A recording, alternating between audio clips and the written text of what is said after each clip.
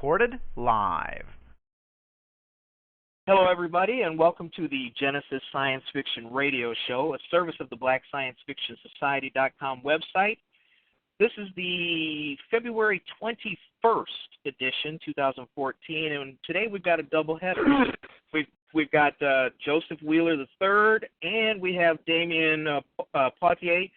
But we're going to start out with Joseph. He is, I guess you would call him the brain trust behind Onyxcon, which is only a small bit of the magnificence that is Joseph. And well, I mean, let's just be honest. I mean, you're a multiple threat. It's not the only thing you've got. But welcome, Joseph. How are you? Thank you. I appreciate you, Brother Hayati. Thank you to Jarvis. Thank you to everybody with Black Science Fiction Society and to Genesis Radio for having me. It's great to be here, and I appreciate y'all bringing this all together and working with me in terms of me getting with my friend and now experienced colleague of Onyxcon, Brother Damion Poitier. It's great to have him in this too. Absolutely, the legend. Well, it's on occasion we managed to double up. We've actually had, I think most guests we've had at one time is like 4 at one time. But I mean, you yourself, with all the things that you do, you could probably take about 3 or 4 shows without running out of things to tell us about. But since we're going to get started right away, let's talk a little bit first about Onyxcon, because so many people know about it. It is one of the premier gatherings in the Atlanta area. And oh, by the way, Joseph is coming to us from Atlanta, and he was whining about the cold snap of 50 degrees.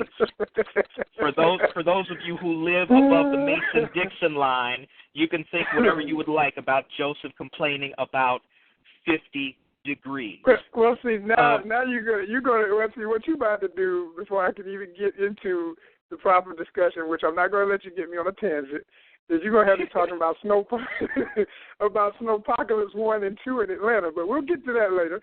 Well, I mean, people blame you guys, really. You get bad play. No, you get bad play in the press, because here's the deal. You That's guys real. barely get snow. All right? And There's no sense in a city buying millions of dollars of snow removal equipment that's only going to be used once or twice or 3 times a decade. It doesn't make sense. So I felt bad because they painted a bad picture of the way you guys were so-called unprepared.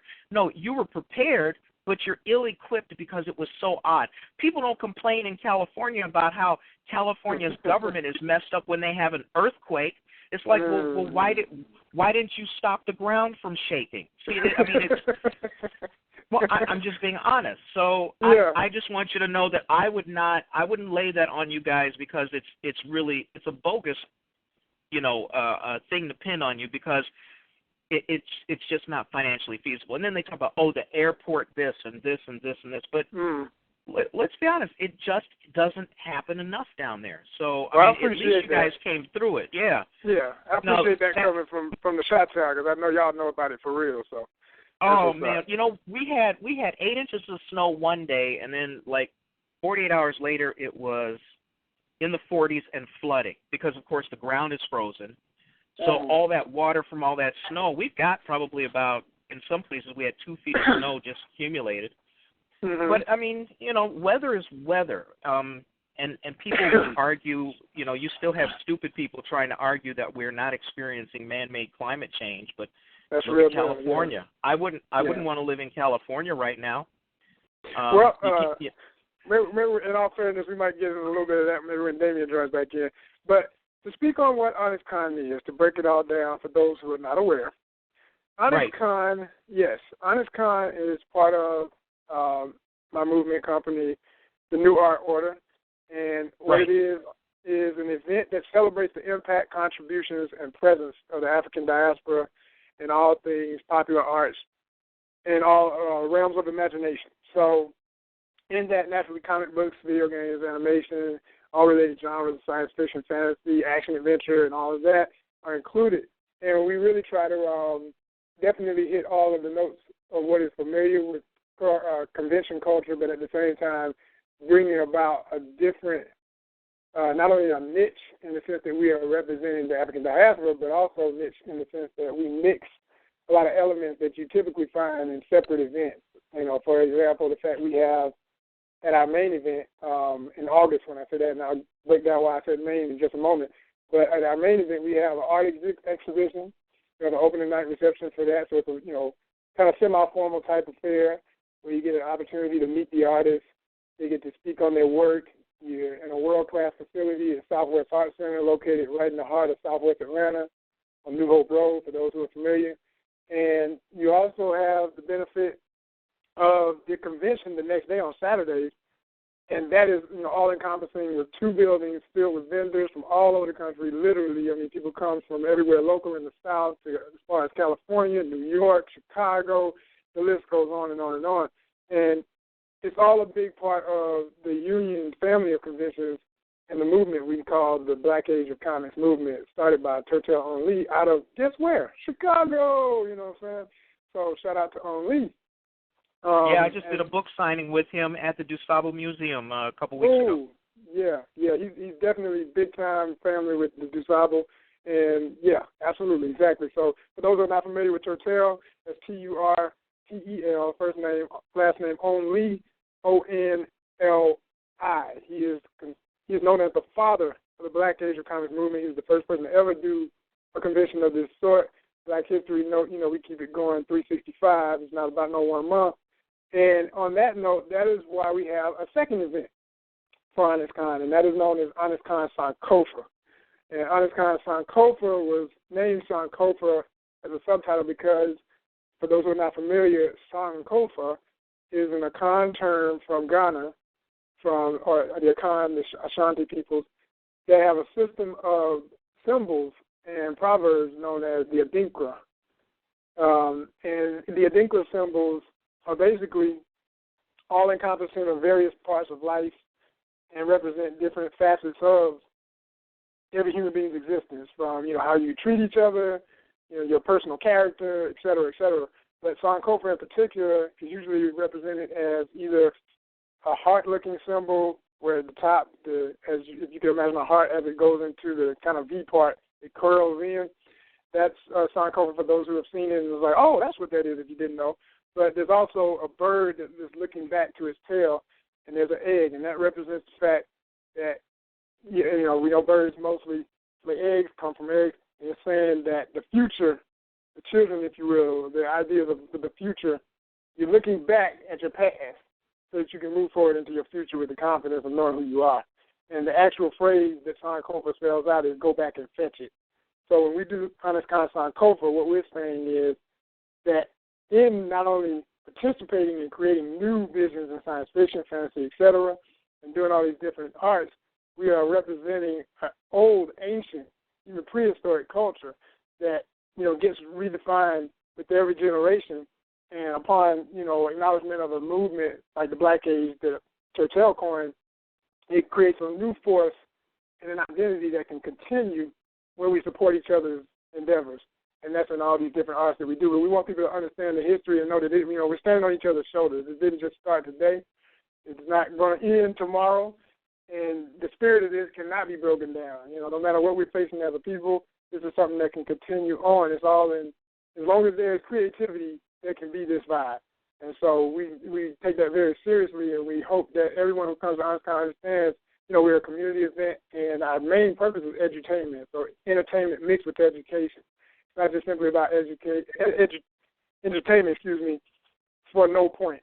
You know, we stress people understanding the history of all these arts, know the people who made things possible, understand the history of characters, and that's why we do this second event around this time of year. And for those who might say, well, it's not in February, again, because Black History Month was something that was needed and created. It used to be Negro History Week, became Black History Month officially, but the bottom line is, you know, come March 1st, we're basically saying we're marching forward and continuing that energy all year long. So that's going to be at the South Fulton.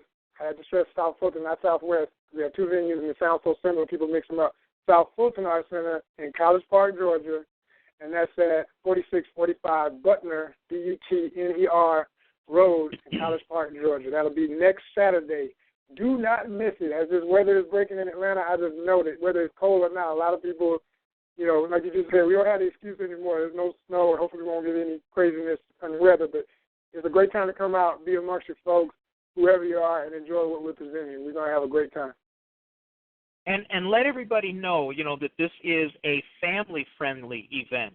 Totally. Where, very you know, and so bringing the kids to be exposed to a number of different things that they wouldn't get any exposure anywhere else is very important. It's very important culturally. Absolutely. I want to say that in saying that family-oriented, that means all ages, too. I mean, Onyxcon literally since the first one, you know, that's why I want to also stress, we've already passed our 5-year anniversary. That was last year. And, you know, we celebrated that majorly. And we've always had elders. We truly represent that village image. When you come to Onyxcon, most of the crowd is, you know, folks in my age range in their 30s, 40s.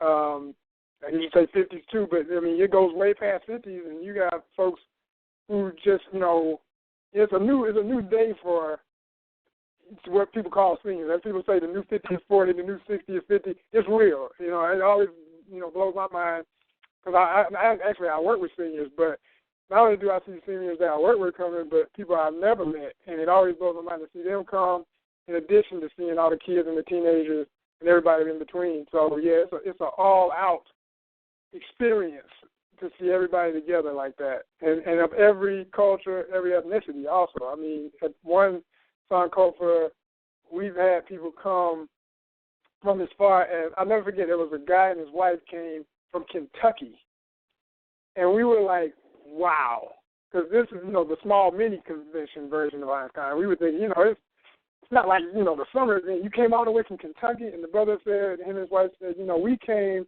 because there is nothing like this in that town, in that city.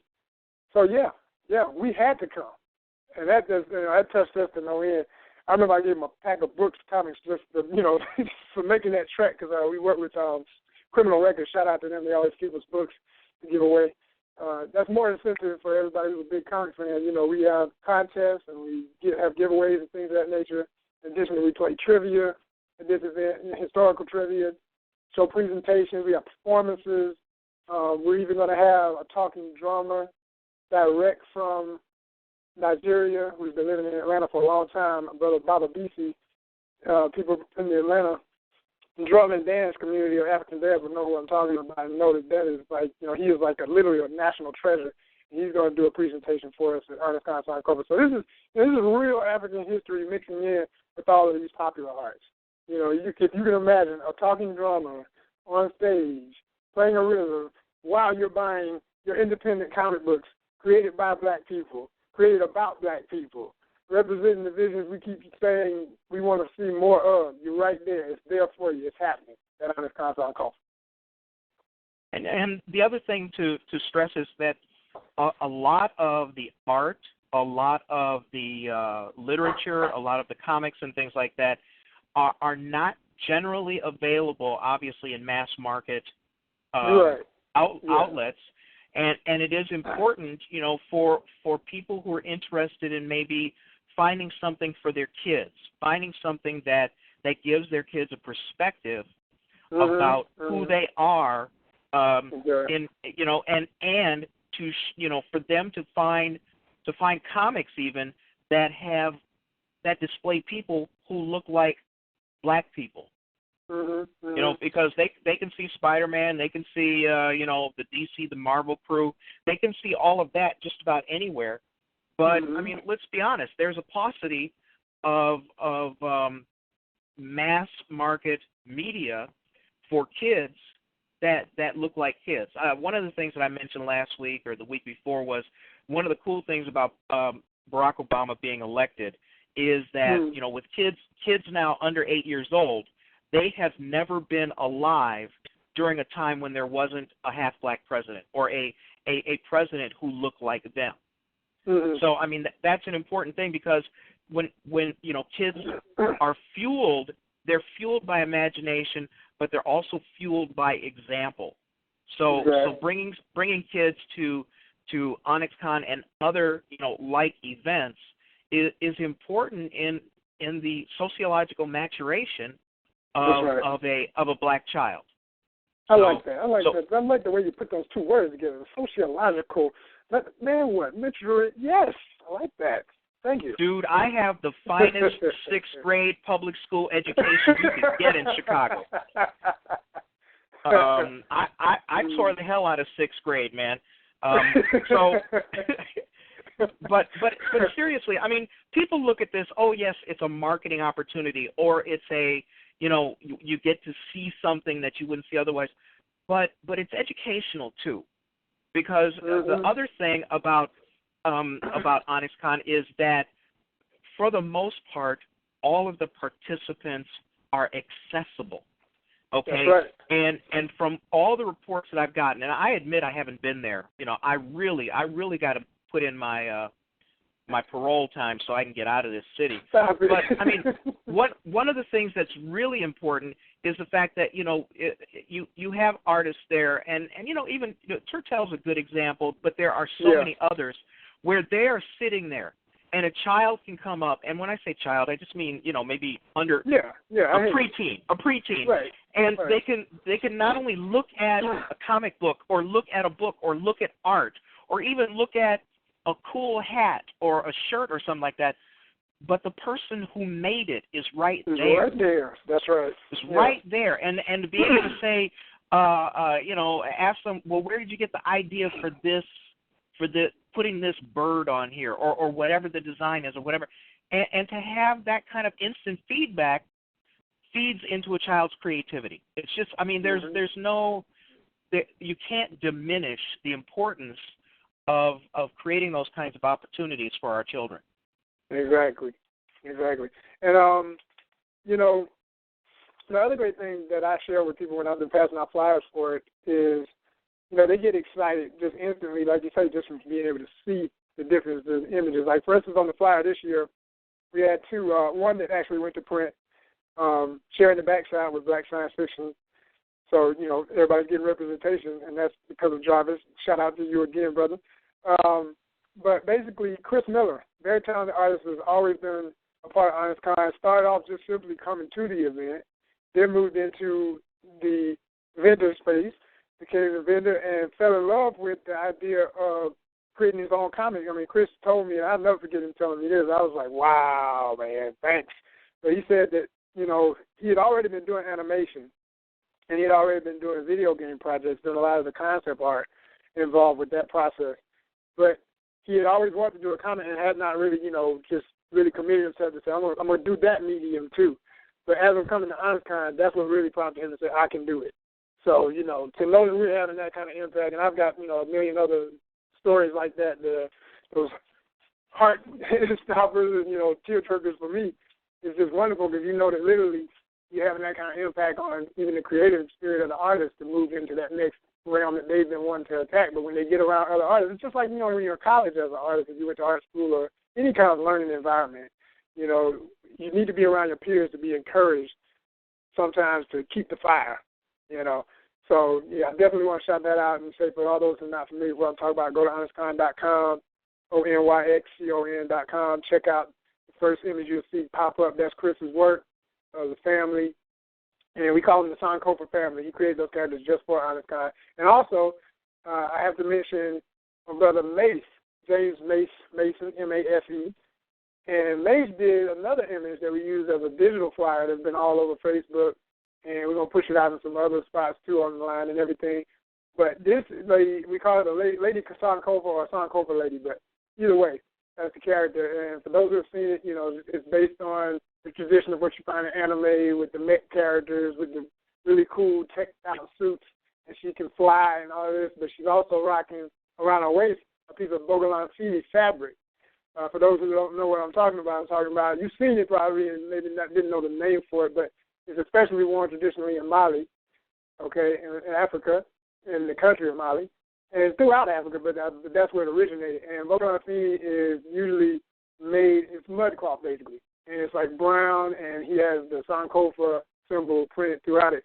which is also, representation or the mixture of how we see things as African Americans, because, these mixing cultures, you got the Sakan symbol from Ghana on a tradition from Mali, but that's how we do. It's like Africa's not stagnant, and neither are the people of the diaspora. We mix all these different things, especially here. We are always pulling anything that can remind us of who we were and who we want to continue to see ourselves as, never letting go of our culture. And that's a big part of even what I do as an artist. I have a character, Brother Yams, for those who are not familiar, and that's Brutha, Yams, Yamz. And this character, the reason I named him that was because of the fact that I did a lot of research and discovered that yams festivals, the concept of yam as a food is a staple in so many places around the continent. And, I knew that since, say, high school, but when I really got deep into it around college, I started discovering how those festivals and the harvesting of any food, whether, at any time of year, just whatever sustains you, they say, you are what you eat, it literally is that which we revere to the highest. I mean, that's how you live, besides the elements themselves. And so in discovering that yam festivals in particular are usually part of traditions of wrestling, my character's a wrestler. So I'm playing off of the traditions of African wrestling, which are the oldest documented forms of martial arts. If people are not familiar with that, you can do some research and see hieroglyphics in ancient Egypt that document a system of martial arts that was based on forms of wrestling that literally are like the first documented forms of martial arts. So, you talk about superhero culture, you talk about a hero who can fight any adversity that comes and tries to destroy a community or a people, et cetera, and that's a hero. The basis for all of that is in African culture, as is many developments because of the first human beings on the planet, African people.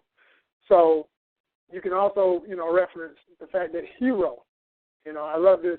There's an essay that's available if anyone wants to look at it direct and see it in his words. I can't quote his entire essay, but I'll quote the most important little tidbit that you can go through your own research. Brother Yumi Odom, who is the founder of the ECBAC, ECBACC, East Coast Black Asian Comics Convention in Philadelphia. He did a marvelous essay that is available online. If you look it up, First World Comics is the name of his company, COMIX, First World Comics.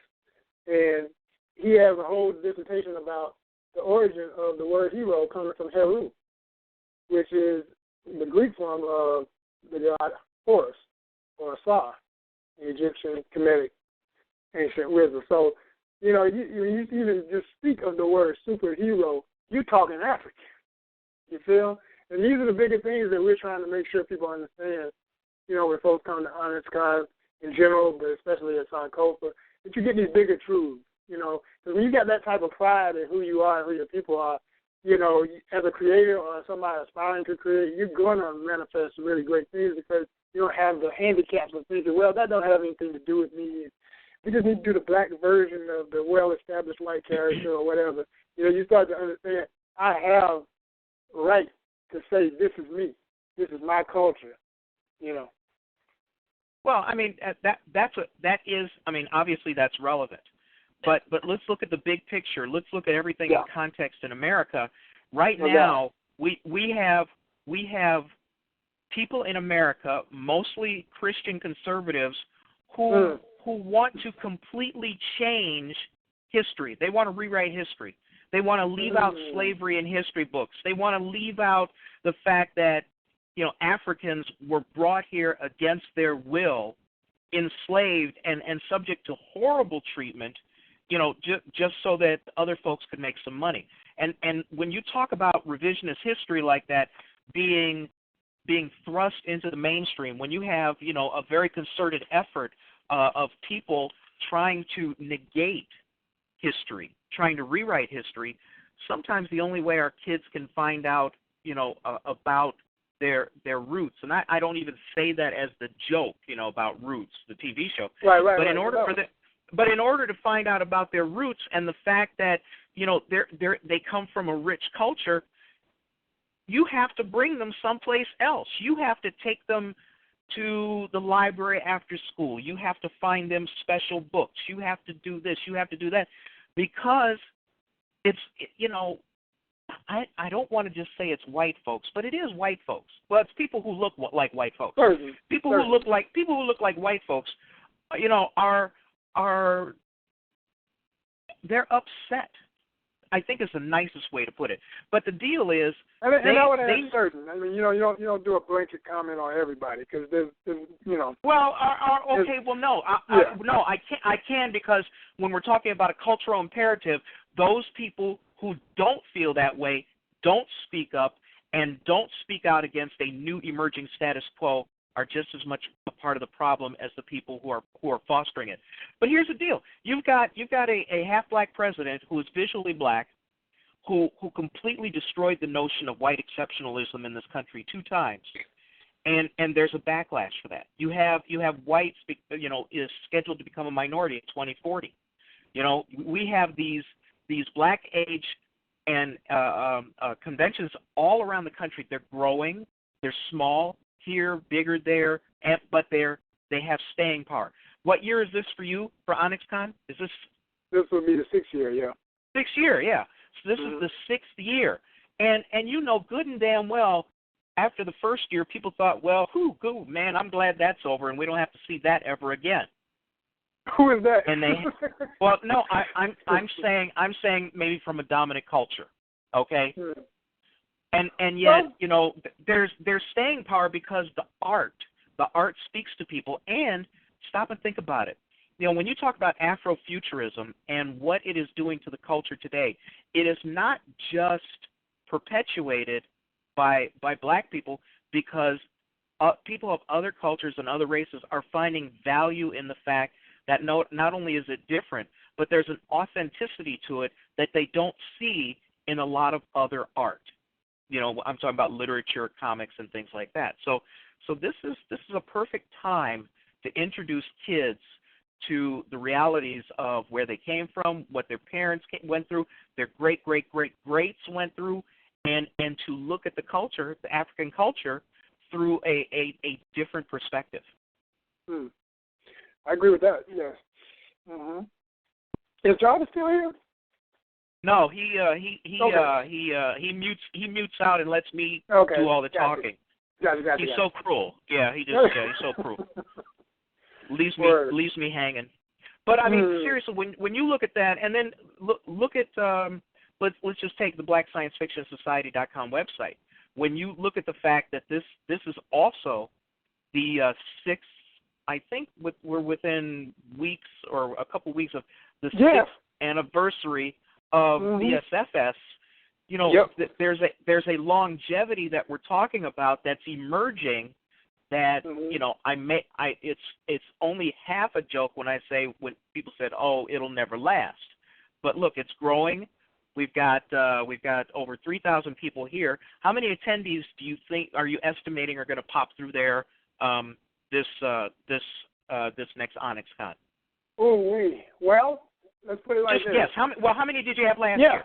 Yeah, I want to break it down from get-go just so people get a perspective. I mean, from the first year, because of many factors, but really well-placed strategy of my team, all my volunteers, everybody who's a part of it, the staff at Southwest Art Center. Once we started with South Fulton Art Center, the staff of South Fulton Art Center, all my good friends throughout Atlanta. It helps when you're from a place. I can't stress that enough. That being from Atlanta, already having a lot of different connections.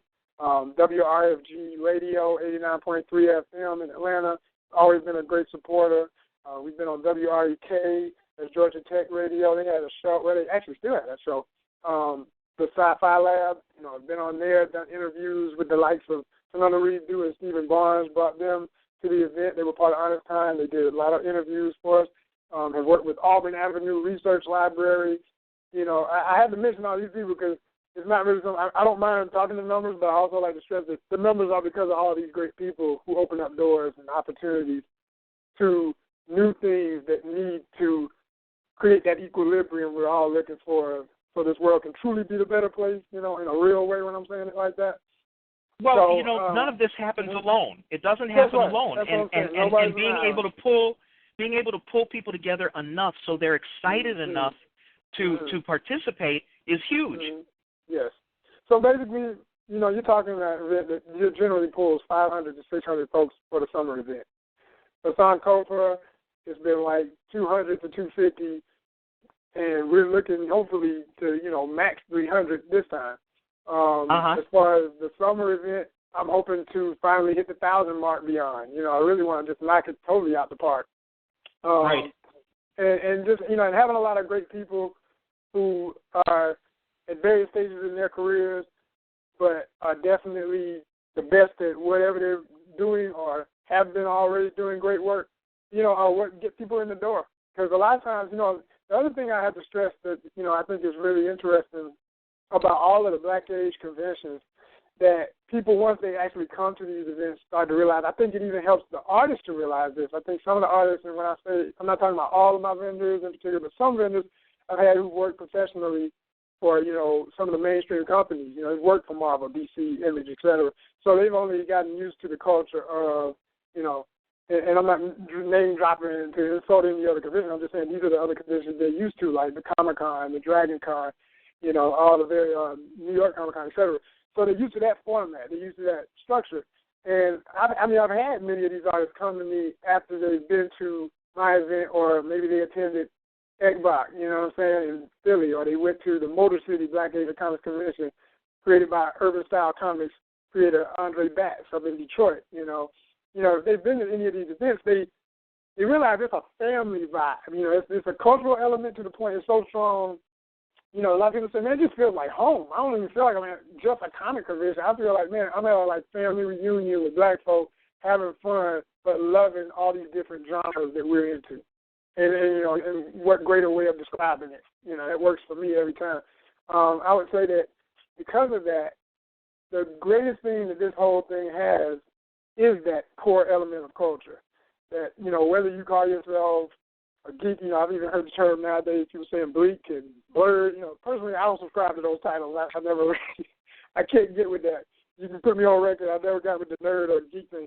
I respect it for those who want to claim it, though. I understand it, and I sure as heck don't turn nobody away from the door if they're calling themselves what they want to say they are.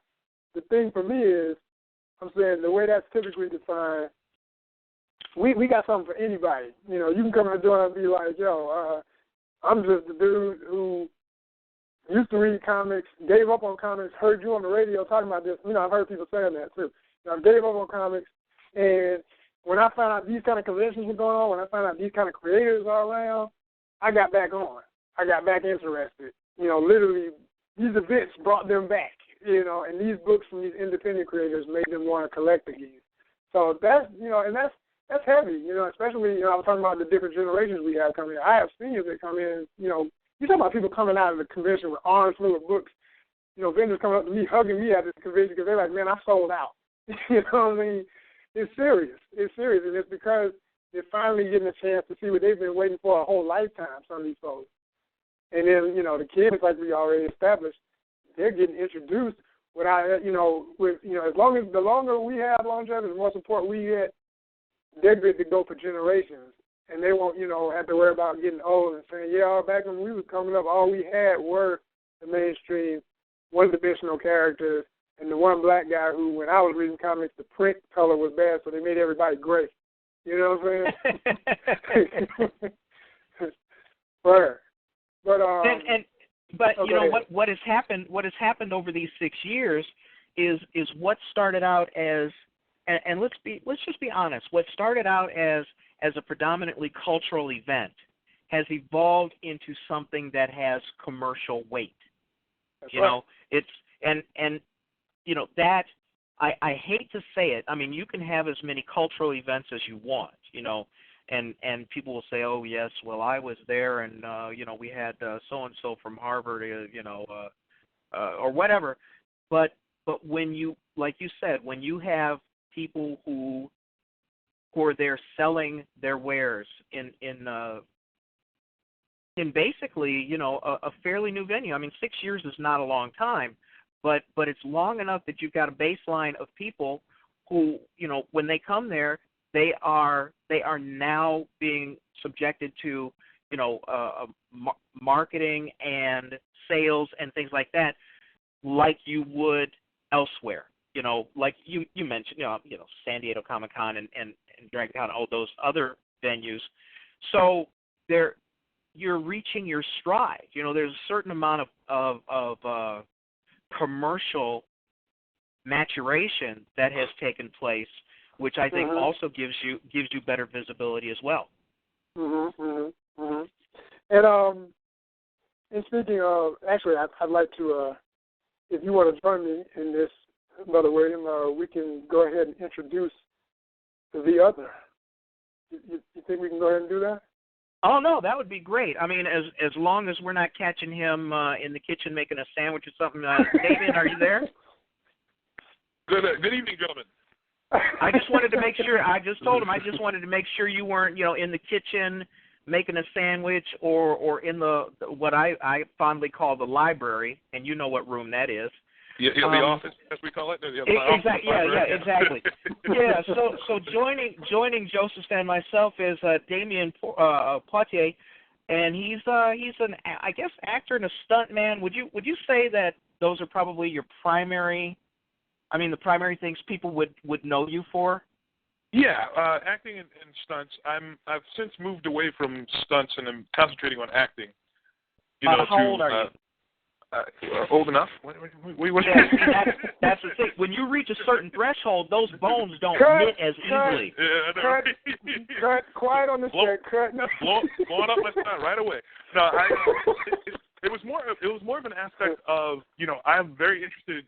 My passion is storytelling, and right. As a stuntman, you're telling a certain part of the story, and as an actor, you're telling a different part. And I had no interest in the great responsibility and extremely difficult job of stunt coordinating. So when you start looking at that, I'm like, I know a lot of stunt coordinators, and those guys work. It's a very, very difficult, very high responsibility. It's a hectic job, and it wasn't something I really had an interest in terms of storytelling. And it's like, well, I've been doing this thing for a while. I was originally an actor that ended up getting into stunts. What do you do? So it's like, why don't I just do what I actually originally planned on doing in this business and go back to acting? So now you're in the process of making that transition, or have you kind of achieved a certain level of, I guess, success in making that transition? I mean, where are you in the storytelling phase of your? I guess we'll just call it a career. Well, I'm not really doing much in the way of stunts, and I don't have another job, and I'm acting. So I guess you could call that a level of success. Okay. Yep. And it's pretty much all I do now for cash is the acting and the occasional stunt gig when somebody lures me in with something sweet. But yeah, for the most part, yeah, I've switched over.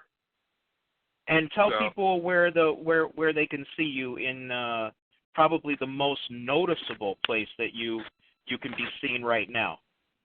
As me right now, most of the things that you can really see me do almost show myself off is going to be probably the Divergence web series, whatisdivergence.com. I had a lot of fun working on that. I had 6 episodes of True Blood on season 4, if you guys are going back. And I've been at this for a while, so it's always difficult for me to remember exactly what I've done. But, obviously you don't really see me, but I do smirk at the end of Avengers, and that's barely, is what it is. I stood up and smiled. Don't just pass that by. Tell them what you did. That's right. Don't just. I mean, serious, man. Don't just. Come on now. I know what you did. Tell them where they. You piss off every single usher in America. Every single usher, because they won't leave the theater until they see your face up. Am I right? Well, those who know, I guess it's a pretty big deal. But it's one of those amazing things. But once again, it was great. It was amazing. I had unbelievable. It was unbelievable for me coming from the fact that I read the Infinity Gauntlet when it came out. I was picking up those issues every month. You know what I mean? I have a very strong attachment to the character, and it was during years when I was reading. So it's very, very amazing to see that. Sure. And then to find out that it was going to be me that they were seeing. was pretty crazy. So I was, you know, and but once again, it's a very small part of a very large circumstance. You know, I stood up, turned around, and smiled. You know, so it's huge in its implication and in its effect upon my life and its effect upon fandom. But in terms of what I actually quote unquote accomplished within that, you know, it's a little smaller. Yeah, but so, I mean, the fact is, people can see you at the very tail end of Avengers, and you play Thanos, right? Yes. And I mean, just between you and me, when you look at that, when you look up on the screen, do you see yourself or do you know yourself? Wait, see or no? What's the difference? Do you see? Are you recognizable as you, or are you just knowing that it's you? I mean, I'll be honest with you. I'm old and I'm tired and I'm played out and I don't remember the exact scene. Well, friends of mine who didn't know it was me called me after watching the movie and said, "Wait a minute," you know. So there were a lot of people who did have questions and who could. So there's certainly enough me in there that. It's not difficult to tell that it's me. And seriously, I mean, how do you feel about that? I mean, you know, I've done little tiny things. Actually, I was a TV kid way back in the end of the 50s, early 60s, and right. So when I mean, for you as an actor, and you know, when you see yourself up there, you know the work that went into it. And a lot of times, you know, you may put in a lot of work, and then you end up not in the project because, you know, they edit you out or they have to take out a subplot in order to compress time or things like that. Right. But in terms of satisfaction, I mean, you know, yes, you know you did the work, but then when you finally see that you made it onto the screen, I mean, what's it like for you? What do you think? You know, when you can sit back and go, "Damn, that's me." It's kind of crazy. It's very surreal. You know, it's very surreal to see yourself, you know, doing something that you always dreamed of. But I mean, honestly, until I got cast, I never even saw that character as a possibility for my wheelhouse. You know, it wasn't even a consideration that would be. I didn't even know. You know, I had no idea he was going to be in the movie. It never even occurred to me. And that it would be available to you. Right. Yeah. There was like I said, it wasn't even a consideration. So seeing it is still in some ways surreal. You know. And it's amazing. So I don't know what else to. There's really not too much else to it. It was just it's like wow, that was you know they went after that character, they had that reveal, and they chose me to do it. I mean that's you know you can't when you look at. I mean I don't have an you know I have a few credits, but nothing major. So getting that opportunity to shine there. As the capper of what was one of the biggest movies to come out in the last 15 years is kind of ridiculous. Yeah. You know? Yeah, but you know what? The thing is, first of all, you wouldn't have been chosen if there wasn't a compelling reason for you adding to the project. You know that as well as I do, that nobody gets in a movie, well, no, I don't want to say that because then there's Clint Howard. I was going to say nobody gets in a movie just because. Well, that's Ron Howard's brother, round-headed boy. Yeah. He's in every single Ron Howard movie there is. But I mean, you know, to win something on merit says a lot about you, and you know, never take that away from yourself. Well, I don't, but the fact of it is, the merit was who I was able to stand up, turn around, and smile well. You know what I mean? And look good in the makeup. You know, there was no long, drawn out, you know, meetings with producers and all the other things that happen when you're cast. It was literally, you know, I have a relationship with Joss Whedon. I turned around and smiled, and he said, "Oh, Damion, yeah, Damion could do that. He'd be great for that. Let's do it." That was, you know, I don't want to put any kind of extra stuff on it. That's literally what it was. You know? No. Yeah, I mean, there's also there's a measure of luck, and there's also a measure of right time, right place too. But the fact of the matter is, it's still pretty cool. And you know what? Maybe even as close as 10 years ago, that may not have happened because they may not have considered, you know, someone black to have stood for that role. You see what I'm saying? Well, I mean, when it comes to costumes, I don't know about that because we had Predator, and that was Kevin P. Hall. That's true. You know what I mean? So when it comes to costume roles and makeup and things like that, they're not as the stance on who should be where is not as stringent as it has been for other things. That's true, but I mean, we could have had just about anybody in R2-D2. You're absolutely right. But still, just be proud. Well, no. Once again, I'm extremely happy that it happened. I'm extremely proud of what happened. But I just want everybody to be clear that I don't see it as something more than what it was. Right.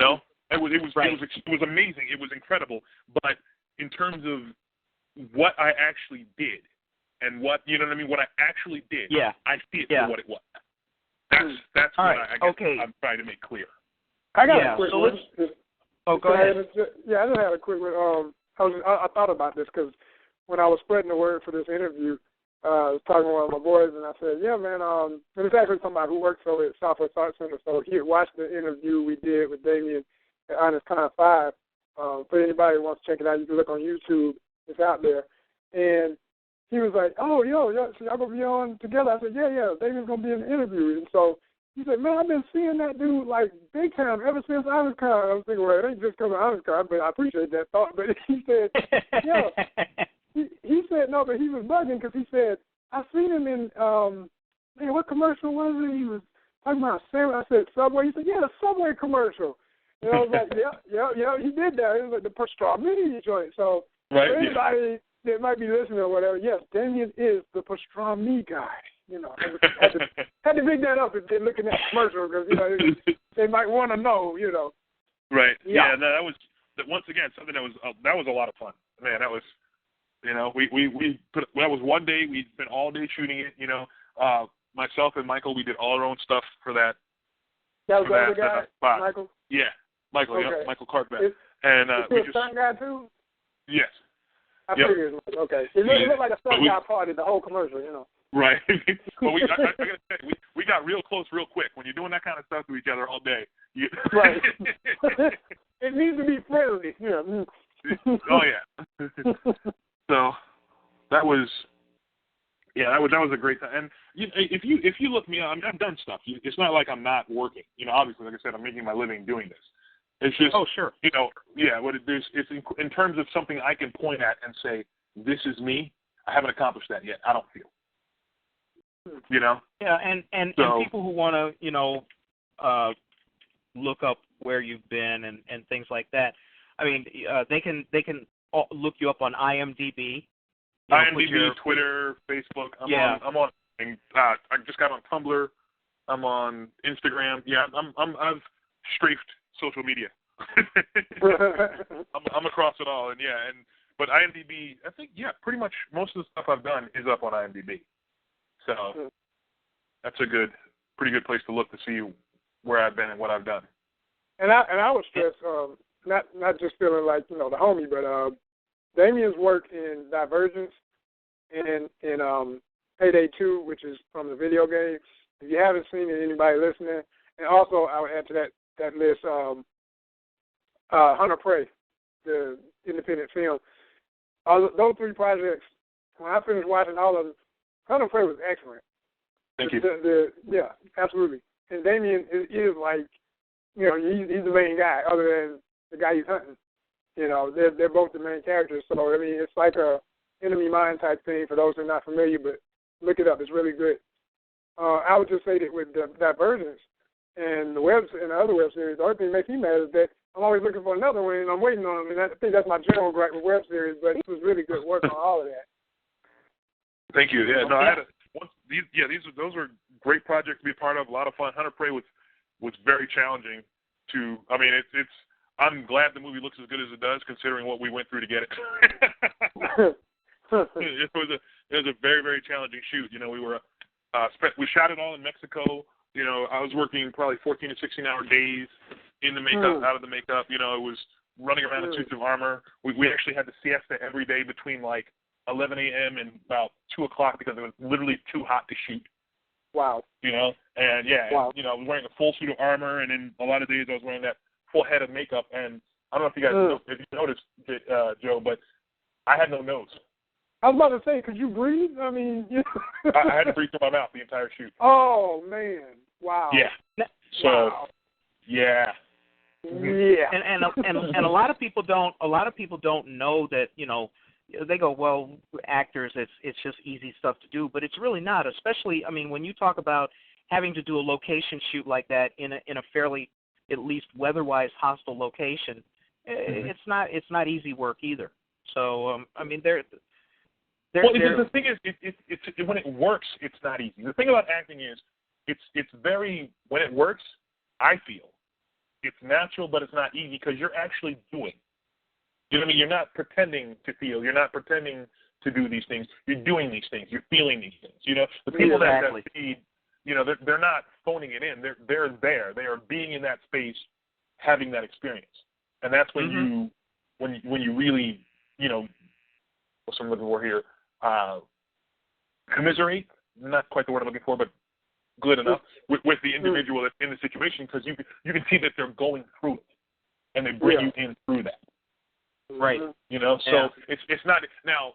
Once again, as I believe Mark Wahlberg said it best. At the end of it, you go back to your room, you get your chicken dinner or whatever, and you're not. It's not. But you are putting yourself into a situation as far as you can that enables it to be believable to those who are watching. And you're doing that under the auspices of it has to go in a certain arc, in a certain direction. So not only do you have to be there and be natural, but you also have to pay attention to making sure that you're going where it's supposed to go and finding an organic way to get there.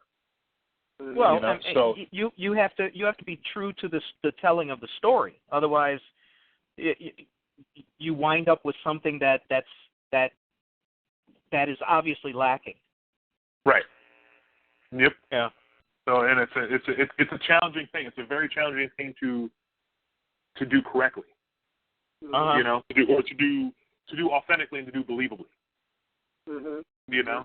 And some people are able to do it easier than others. Some people are just naturally able to put themselves in a situation with no issue. Some people it takes a little more work. So, but yeah, it's very rewarding when you do it properly. And I mean, yeah. So that's always good when you can really get yourself there, and that you got there, and the audience, and that once again, that's where you get the response. Yeah. Is when you're actually able to subsume yourself into the circumstance. Right. So okay, so you're getting away from the stunt work. You're doing more acting. Are there other facets, other creative facets of your life that we don't generally know about? Well, I do. I write at a lot of stuff. Okay. I'm actually going to be debuting a webcomic this summer. Finally. Okay. Finally narrowed down and decided I'm going to have to do something. So there will be a webcomic this summer. It's not going to be the big graphic novel that Joe and I have talked about, that I've mentioned a few times. It's not going to be Skyjack. It's something called The Fifth Mark. And it's going to be, it's something I'm doing to try to get started in really just producing, work in general. Because I've been one of the challenges I see for myself is I've been a part of a lot of really cool things, but no one really has anything they can look at and say, like, once again, even with my acting, they say, okay, that's Damion, or that's a representation of what Damion wants the world to see as him. I really just said about myself in third person. Wow. Go ahead. Yeah, there's not that level. There's not that level of ownership yet. Right. Right. So I'm working on getting, and that's like everything else. It's a process because you still want to pursue a full-time career, live a life, and then try to get, this done. And it's got to be a labor of love. You have to find ways to make it equitable for those who help you because, like you guys are talking about, it's not a solo thing. It's not a solo event. Yeah. It's never going to be a solo event. It's always a conjoined event to get something like that happening. So you're trying to get those people around and make sure it's rewarding for them, that they're getting something out of it, and at the same time produce it yourself. And with all the other things, it's just it takes time to do it properly. It's the best way I can place it. That's what's up. I want to ask, what's this one about for those not familiar? This project that you're talking about.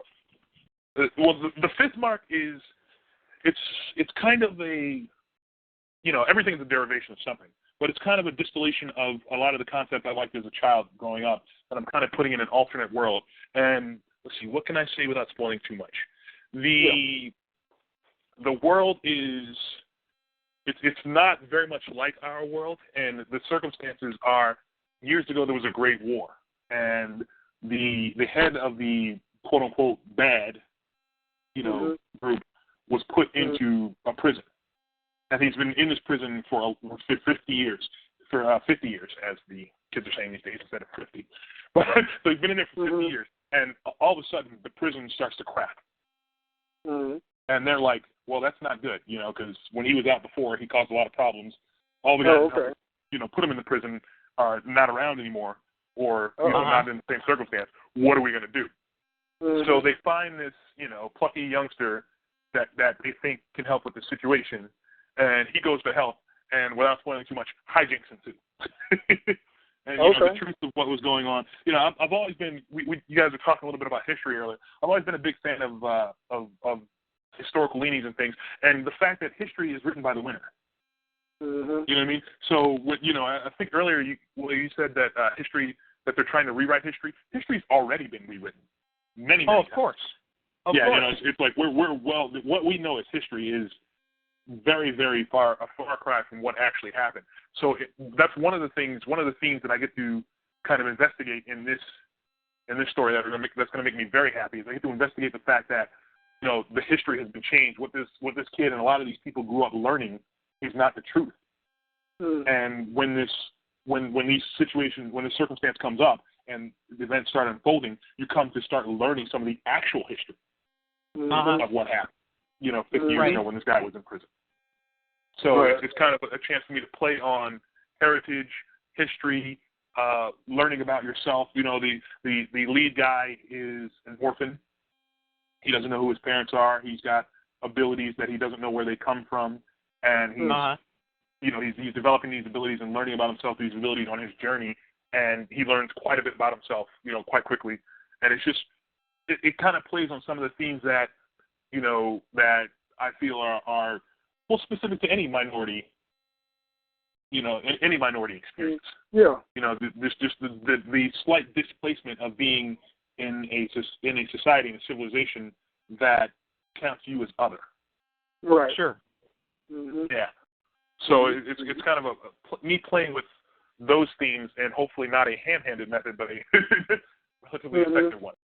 Yeah. So we'll see what happens with it. It's coming together very well. I've got an artist.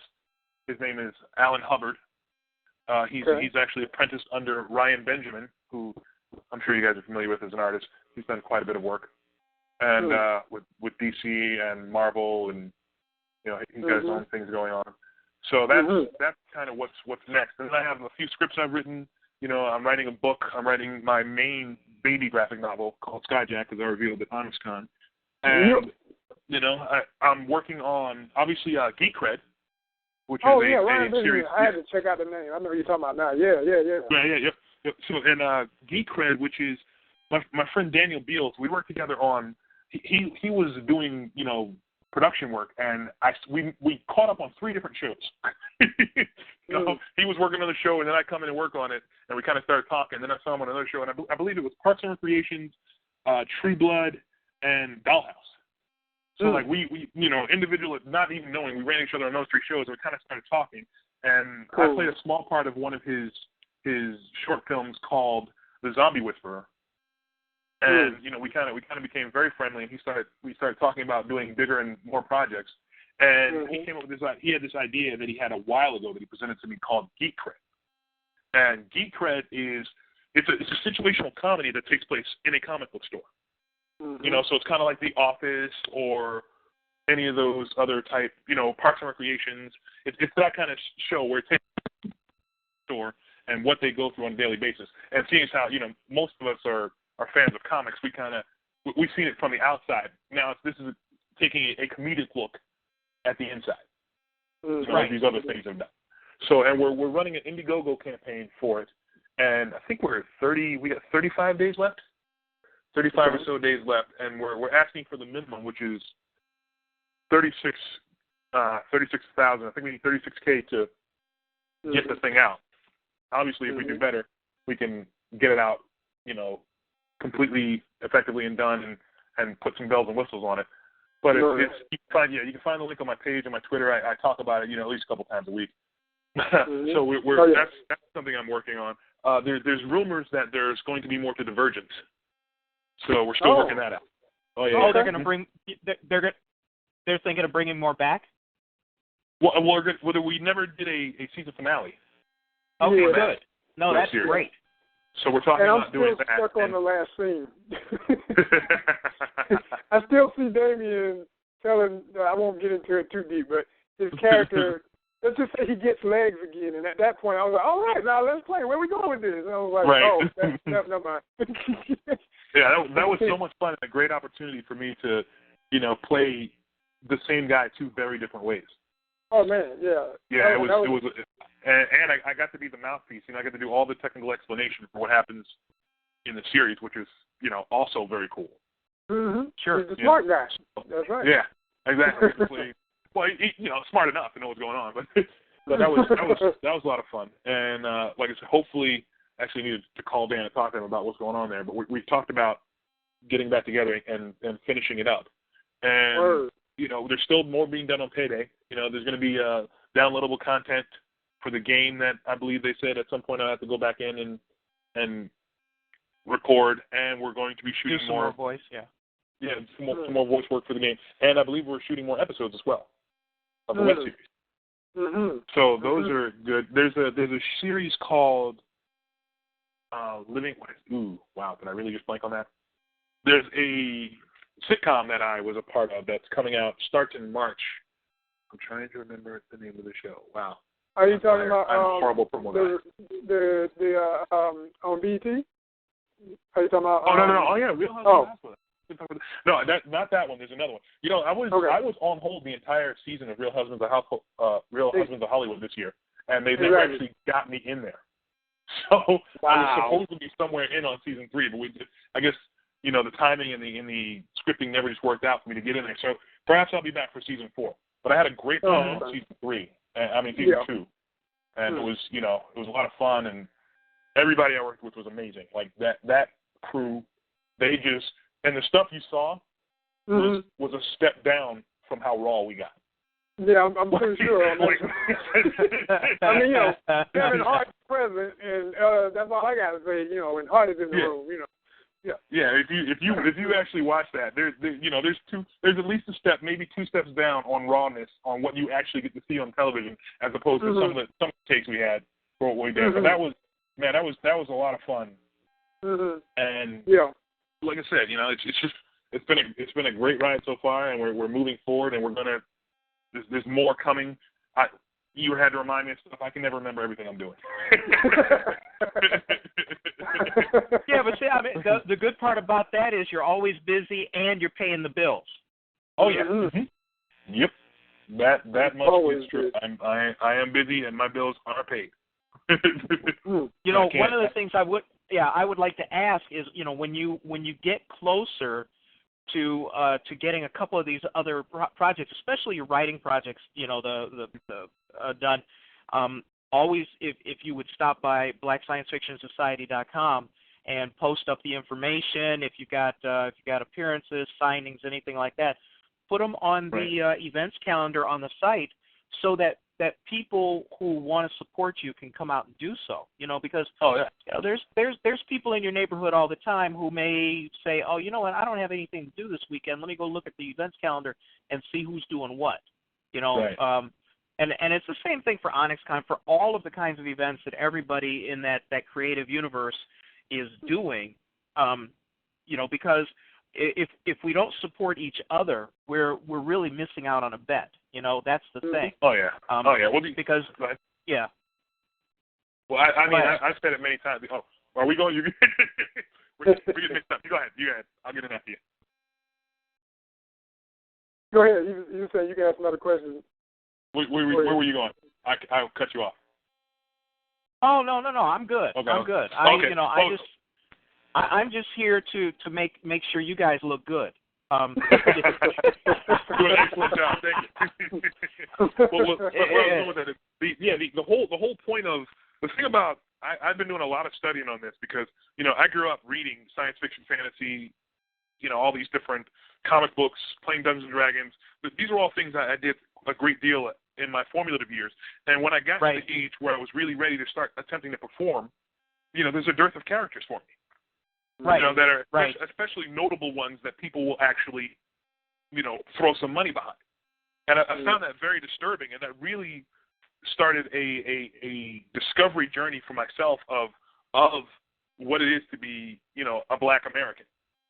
It really got me thinking, okay, well, what's going on with Black history? Why are we here? How did we get here? We're not, in terms of how we're looked at from a societal standpoint, we're not doing as good right now as we were in the 90s. In many ways. Well, in terms of how we're perceived. That's true, but in large part, there's been a seismic shift in broadcast entertainment, and unfortunately, you're part of the decline of it with the whole real. You've got the Real Husbands, you've got the Real Housewives. You have this so-called pseudo-reality TV because people really don't realize that none of it is really reality TV. Well, Real Husbands is scripted. It's admittedly.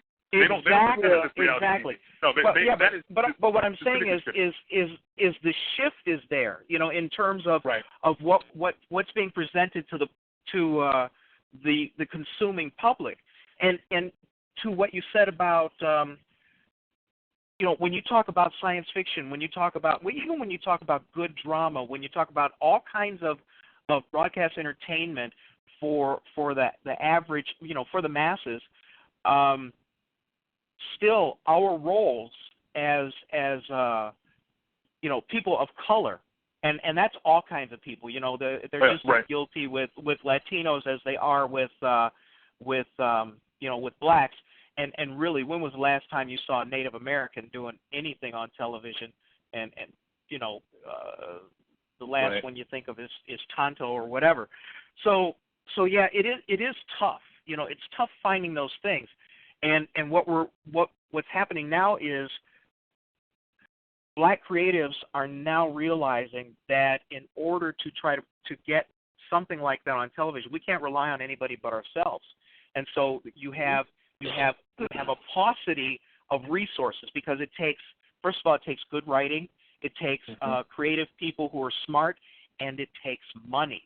And the money part is where a lot of the lack is. It's tough getting money.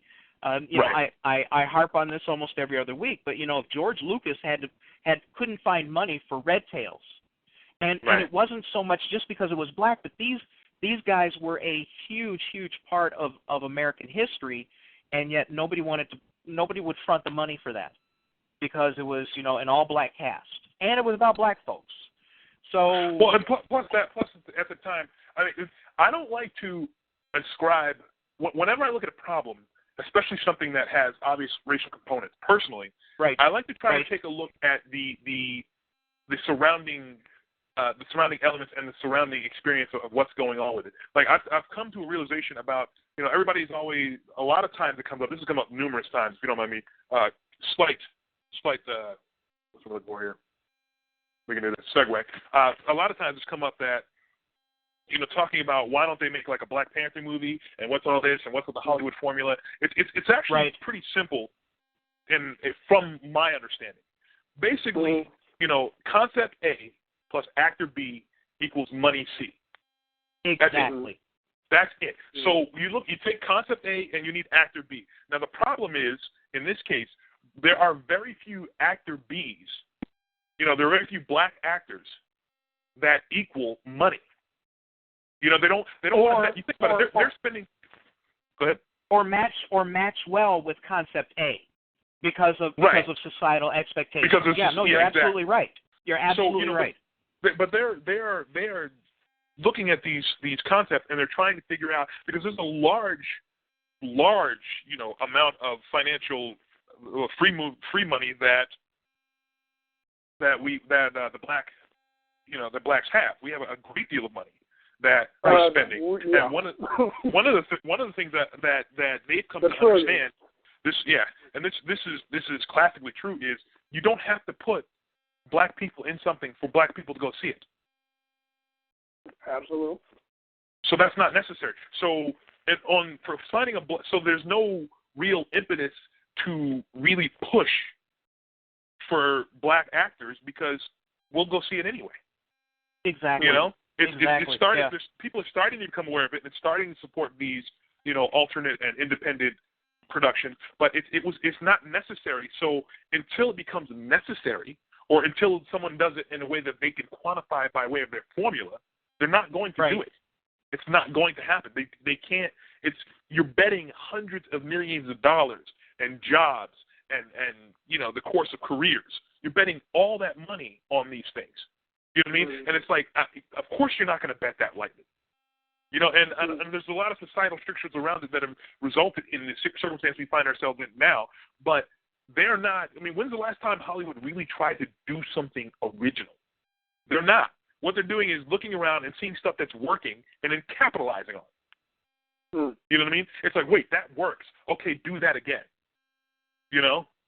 It's like there's a film that I know about that I'm not going to drop the title of. I mean, you can probably figure it out. But this is what happened. There was a film that starred a black lead, right?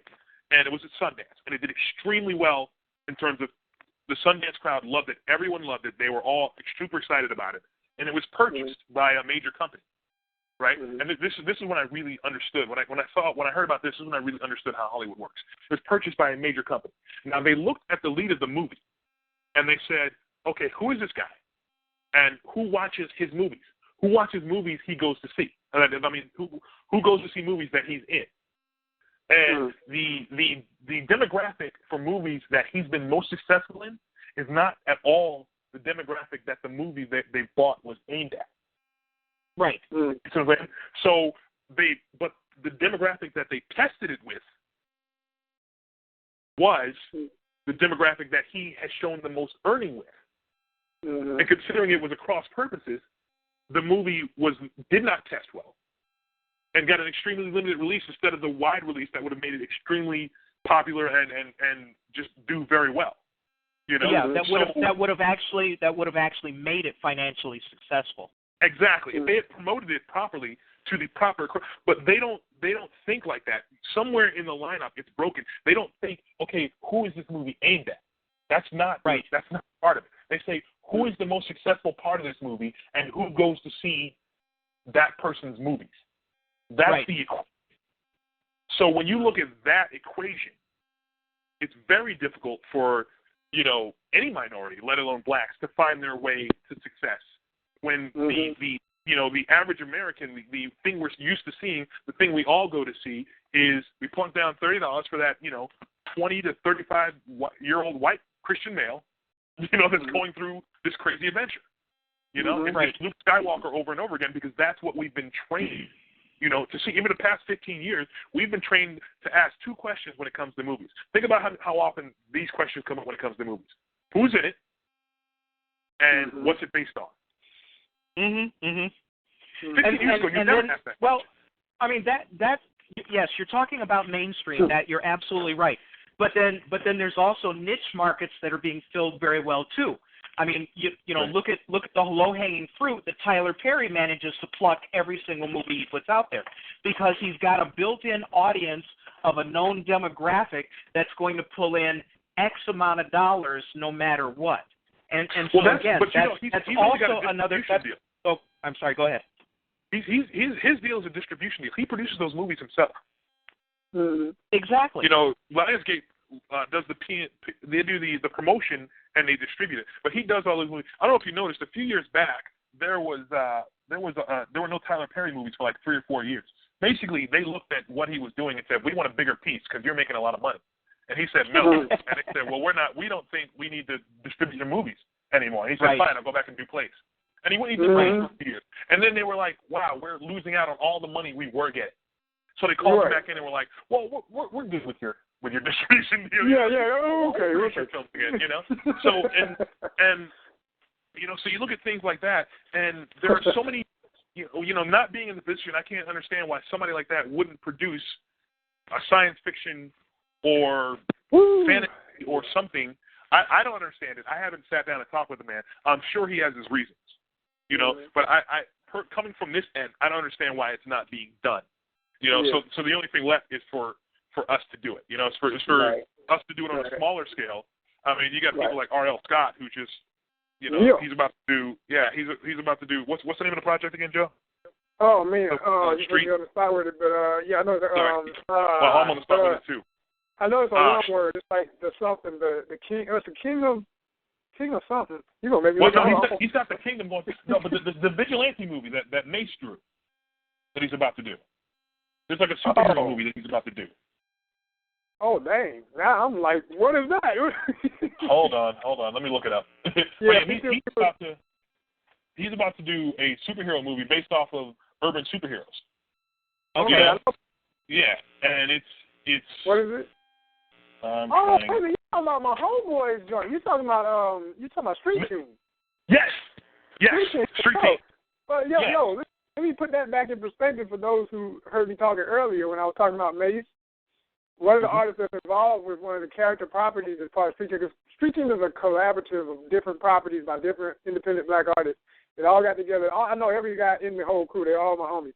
And basically decided they were going to do, you know, a comic and a video game. And I have to note this. You talk about black history.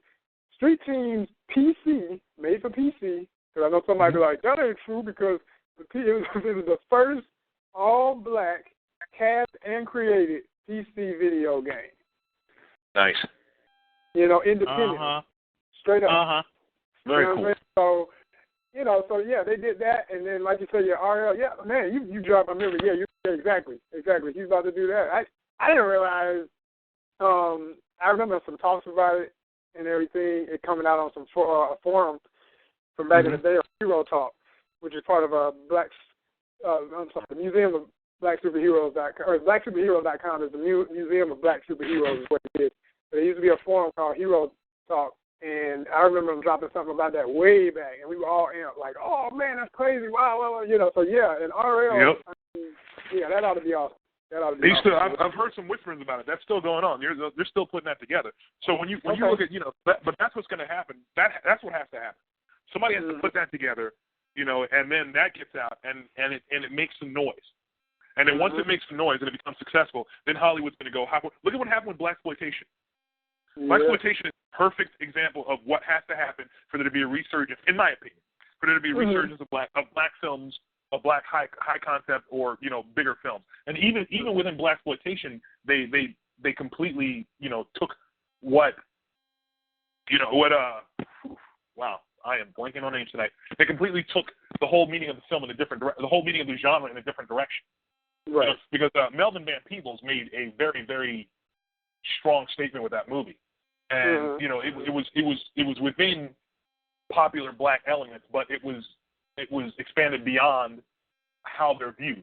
Blaxploitation really kind of took it back into how they're commonly viewed, with just a little bit more, you know, a little bit more man on it. But it really did take it kind of back in that direction. But that's kind of the thing that has to happen. Somebody has to make something, just do something. And I'm working on it. I know Joe's working on it, and I know RL's working on it. A bunch of people are working on putting it together. That makes them go, wait, what was that? That's a repeatable formula. Keep doing that. And then they'll drive it into the ground. But until that happens, you know. But that's what has to happen. You have to produce something that is repeatable, that has you know, points that they can see and understand. Yeah. And I mean, you know, we've had these talks, and I totally agree that is the way the mainstream is seeing it. But I would add to that, I think, and it's interesting that you brought up, you know, Mario Van Peebles before it got sparked off with Sweetback's Badass Song. But the bottom line for me, I'll never forget, and I'm just coming from the heart on perspective and realizing something that I keep seeing about, as people say, history repeats itself. But the first time I ever saw that movie, I was expecting this to just really rock my world with political perspectives and everything, because I kept hearing that was what it was really at core about, and it's metaphorical, and you just got to be able to see that part about it. But at the end of it, not that I didn't see any, I want to make that clear. Anybody who might be the greatest fan of that movie and come up to me and ask, how could you not see it, brother? You know, I saw it in certain scenes as far as political statements. As far the other thing though is, Joe, it's dated now. You know what I mean? Yeah, like we're not looking at it from the same political views of the people who saw it back then. Nothing That's like real. that. Yeah. It's like watching Bruce Lee fight after watching all these kung fu movies. You know, if you don't know who Bruce Lee is, you know, it's like, wow, that guy's fast. But that's about all you got. You know what I mean? You don't understand how amazing and historical what he's done is because you don't have the proper frame of reference for what you're looking at. Well, you have a sociological window. You have a sociological window for any contemporary themed movie, and then once you're past that sociological window, things change. And you know, to what you said about how they do things and they do it to death, and they just drive it in the dirt until it's been done too much, Damion. That you know, when you look at obviously when you look at Shaft, you know, or Sweet Sweetbacks, or even what was it, Coffee and Foxy Brown, you know, all of those movies of that, you know, they're embedded in a piece of time as well as you know, that has a sociological context that obviously just doesn't work today. You know, you have Tarantino and what's the other cat? I forget his other name. The other guy, you know, they come out with you know, you take Grindhouse. Rodriguez. Yeah, and you know, they go and they bring Grindhouse, but when you go to it, you don't go to it thinking in terms of contemporary movie memes. You go to it as a throwback, as a retro experience, because if you try to look at it in contemporary memes, obviously it doesn't translate. So yeah, you're right. For someone's going to have to do the black sociological equivalent of Blair Witch Project in order to drive more money to drive more money into the genre. You just opened up. So I'm not even going to drop it right now. I know why you're laughing, Joe. I know why you're laughing. All I'm going to say is, you'll get your wish, brother. You will get your wish. It's being worked on. Yeah, exactly. There's some things I'm thinking on that and I'm working on team and sharing it with all the right folks, some present company, and you know we hashing it out on how it might be possible to do that without it just being about the jiggling camera. You know. No. I mean, but you know what I'm saying. What I'm talking about was, I mean, the reason why that thing was so popular. Not was because it was so well done. We know it wasn't well done. We didn't see any kind of great. It was not done with great artistry, but it was so different. It didn't have a high production value. It was so but it was so different, and that's what sparks people. They go, oh, we've never seen this before, and you know the calculation is not always whether it's good or bad. Sometimes the calculation is, oh my God, it's never been done. Well, not only that, but they were able to, because the film was so cheap, they were able to throw so much promotional money at that. And so much promotion, you know what I mean? The promotional layout on that was huge because they weren't spending any money anywhere else. Right. You know? Yeah. So it was they really, like you said, they really won on that one. That was a great, thing that happened. And you know, movies like Paranormal Activity are still playing off of that. Off of the foundation that was laid by the Blair Witch Project. You know, the single person. You know, that's where all of that comes from. So, well, and to what you said, Damion, about doing it to death. Let's see, what number Saw are we on? Saw 12, Saw 13. I know, right? Well, I mean, look at. I mean, and I'm loving life right now, but look at superhero movies. They're so ubiquitous to any kind of summer blockbuster right now. It's not even funny. You know, well, they're coming out like clockwork. Oh yeah, and Marvel has owned it, and DC is trying to get involved. You know, right? But it's they're gonna at some point they're gonna run out. You know, it's gonna be. I don't know if it'll happen in our lifetime, but at some point they are going to, get to the end of the rope here on this, or something else will come up that'll be so popular that it'll just, drive those things down. So, but it's interesting when you, like I said, when you start to really look at how it works and how the Hollywood system works, and it's baffling in some ways, but at the same time, when you're talking about hundreds of millions of dollars, you're not going to bet that on a feeling unless you have billions of dollars to throw at it, like George Lucas. Right. So you just don't bet that. It's upsetting, but it's not logical to even think that someone would do that. And it's like, well, just do it well. Yeah, but even if you do it well, if you don't promote it properly to the audience, we've all seen things like, for example, I didn't mind John Carter of Mars. I liked the flick. That's funny. I just saw that. And I had, I had my issues, but as far as concept art, I was going to say as far as concept art, I loved it on that. I mean, I'm always a sucker for good concept art. I mean, I would give Avatar, for instance, a 5-star just for conceptually the animals and the forest and all that. Oh, yeah. But as far as the plot and the, the mess of the same... Oh, we've seen that before. It was Fern Gully. It was Messes with Wolves. We've seen that. Avatar's not anything we haven't seen before. Exactly. But that's what they want. They want the same but different, and that's what people respond to. The same but different. We've seen that story before. We just never seen it presented to us in that way, and so we all lost it. We flipped out, and people went to see it, over and over again because of that. But when you start talking about, what movie was that? I lost my train of thought here. Where were we at? We got the Avatar off of what flick? Oh, John Carter. John Carter Mars. Yeah, now, if they had marketed that as the progenitor of all adventure teams to come beyond from it, I mean, you got to think about when that was written. That was literally written, in the 19th century. Right. So that was before, if you want to take it back, that was before Superman, right? That was before Doc Savage. That was before Gladiator. For those of you who really know the history of superhumans in film. That was more in media. Yeah, that was the progenitor for many of those tales, and it was something that was a throwback to the Greek gods and the demigods and all that other stuff. But yet at the same time, it was something that had not been seen before. So that was one of the one of the earliest tales that really brought in the Industrial Revolution's superhuman, as it were. It really started that. So if they had marketed that way before, there was this. In fact, I think I saw something on YouTube. A fan made trailer that was just like, give you a point of reference for the film you're going to watch, and so you can properly appreciate it. That's what was lacking there.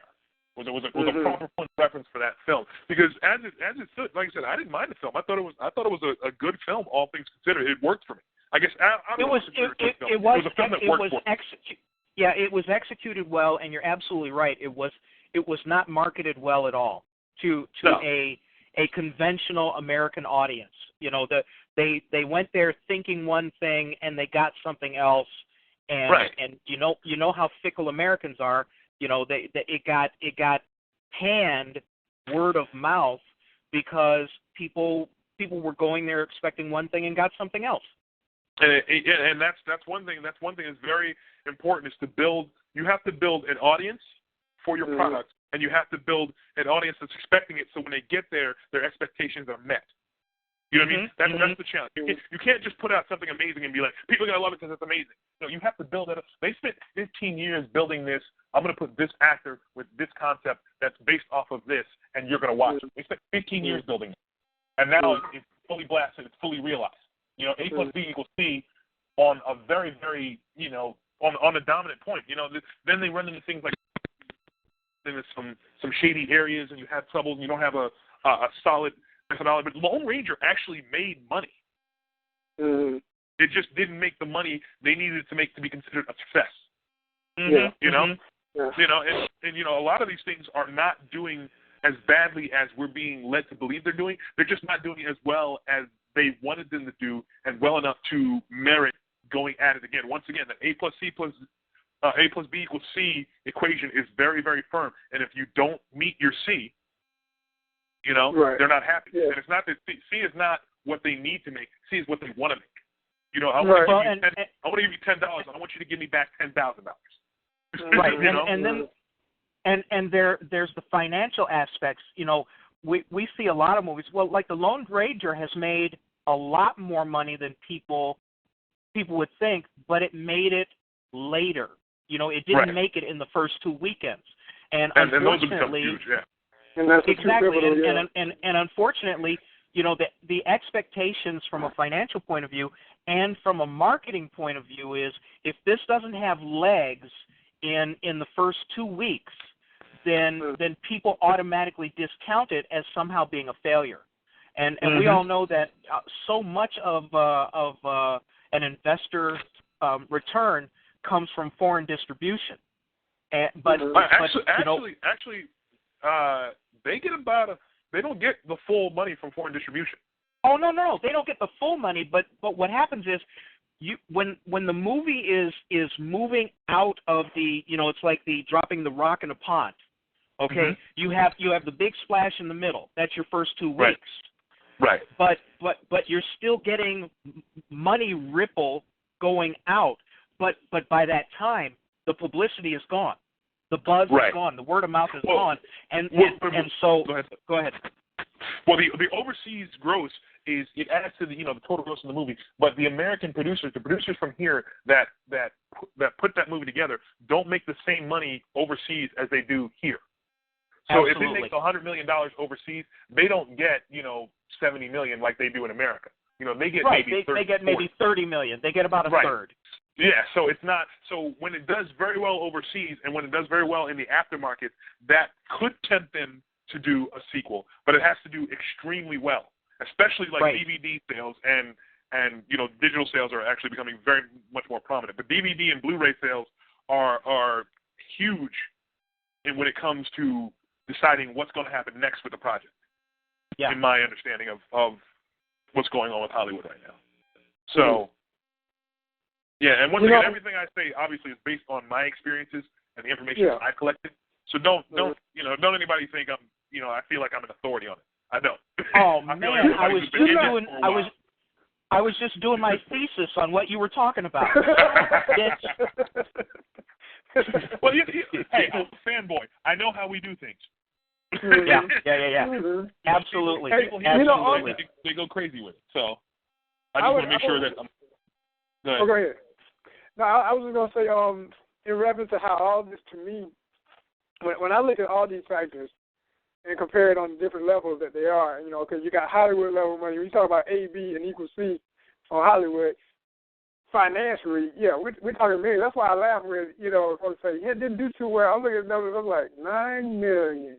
Dang, if I had played the lottery. I'm in this other reality where, straight up, if I ever make $100,000, I'm gonna act like hey, I'm straight. No, but okay. I'll give you a quick example. I have a budget for a movie that I want to shoot later this year, and I'm looking at a $2.5 million. I'm dead serious. Oh, okay. I produce movies. I write and produce, but I'm looking at a $2.5 million budget. Now, in terms of the pantheon of movies, that's less than indie budget. But it's going to be a full feature. It's going to be shot in Chicago. I'm going to take advantage of, economies of scale, tax incentives, things like that. And the thing is when I look at the investors, the thing that I have to there's two things that I have to do. If they don't get points, they expect 130% return on their money, and maybe some tax credits. Okay, so that's the nut. Now, I've been fortunate enough that I may have a lead on foreign distribution, which pays the bills. Okay, that will pay the bills. So I will get my your cost. Yeah. Yeah, and I will get that budget, but when you start sliding up into $30 million, $60 million, $80 million, $100 million movie, you're playing in a whole different ballgame. I will satisfy my investors. I will make a profit, and if it's that successful, then I'll get to make my second movie. But when you talk about what you're talking about, that formula is pretty much cut in stone, because nobody wants to take that risk with that big amount of money. Like I said, not unless you're George Lucas and you have billions of dollars that you can throw at something, or billions of dollars in the bank, and you decide you want to throw. He threw at least $100 million at that movie, at least. Yes, he did. Yeah, he did. And I don't remember off the top what it made. I'll look it up. But he threw at least $100 million in that movie, and it did not make $100 million. It made. Hold on. Red Tails. That didn't work. Let's try it again. Yeah, I'm looking it up too. Well, let's see. Red Tails made total lifetime gross was $50 million. It cost $58 million to make. You said 15. It cost, and it made. The gross in the U.S. was $50 million, and it cost him $58. They estimated $58 million to make. Yeah, gotcha. Yeah, $58 million to make. And it made $500,000 overseas, which means it was in maybe 2 or 3 theaters, but it cost $58 million. But he spent at least $100 million on that film, and it was a loss. And it didn't really affect him much. But you don't want to keep throwing you don't want to keep throwing good money after bad. So he didn't. It didn't really inspire him to do more. Yeah, not only that, but if he does that often enough, it affects his future money. It affects what he can do in the future. Right. Yeah.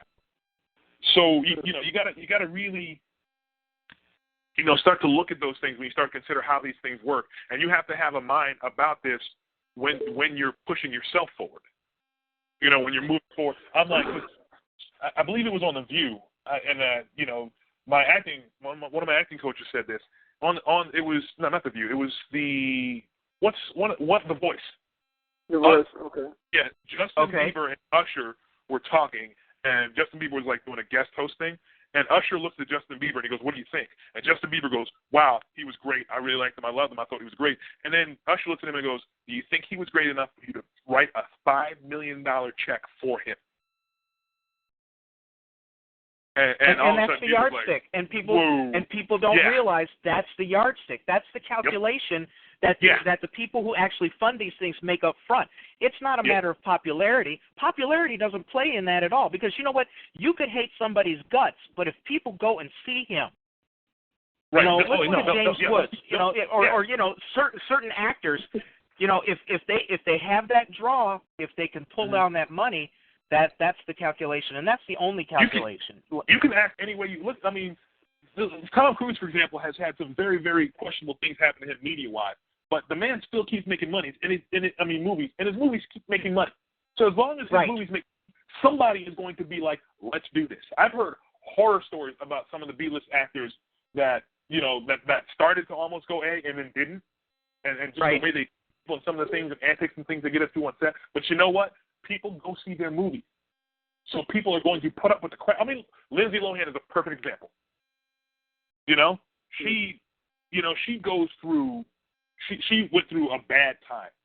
And she was doing crazy, crazy stuff. But she was so in the news, and people kept seeing her movies, so they kept putting her in movies. And that's what it is. As long as it attracts the audience, they don't really care. They just want the audience. They want to make their money. It's a business. It's show business. And when you can realize that, you can say, like I said, you have to bet, $100 million on somebody. You have to write a $5 million check to someone and say, this $5 million I'm going to put in your hand now is going to earn me $150 million. Exactly. Think about that. That's the calculation. So you have to put yourself in a position, myself as a performer, I have to put myself in a position where I'm worthy of writing that check and making that bet. And that's partially luck, but a lot of it is just, networking, skill, and staying at it, because your number will come up if you stay at it long enough. You used to be in the right place. I mean, look, my number came up already. I've already been Thanos and Avengers. You know what I mean? Come on. That's crazy. When you think about my path to that is insane that actually happened. Yeah. But it did happen. So you just gotta stay at it. Yeah, and I think the most recent example of the whole luck syndrome and the whole on a roll syndrome was look at that 7 or 8 years that Tom Hanks had. Oh yeah. Mhm. You know, when you get on a roll like that is something that's golden. I mean that's almost like magic. That's money magic. And because, you know that ended because he went into producing, right? That didn't really end because he exactly. You know what I mean? He didn't lose it. He didn't run out of steam. He went and did something else. Yep. Yeah. All right. Yeah. So when are you going to be on your roll? It's coming, you know, it's coming pretty quickly, man. It's coming pretty quickly. All right, good. Because I want everybody on that bandwagon right away. I want people up front. I don't want people to wait a year and say, yeah, I knew he was going to be like that all along. You know, no. Well, you know what helps? Social media. Mm-hmm. They will actually ask you what your numbers are in a meeting. Sure. Mm-hmm. Because there's also a calculation with social media of a certain amount of followers means, they're 20%, like 20% of your followers will most definitely go see anything you do. At least 20%. Right. Yeah, I'm sure it's higher than that, but at least 20% will go to see everything you do. So, based on what your number is, you know what I mean? 20% of that is found money. So if you have that kind of fund, then they will definitely put you on to more projects because they're guaranteed that amount of money back. It's all calculation. So, follow me on Twitter, like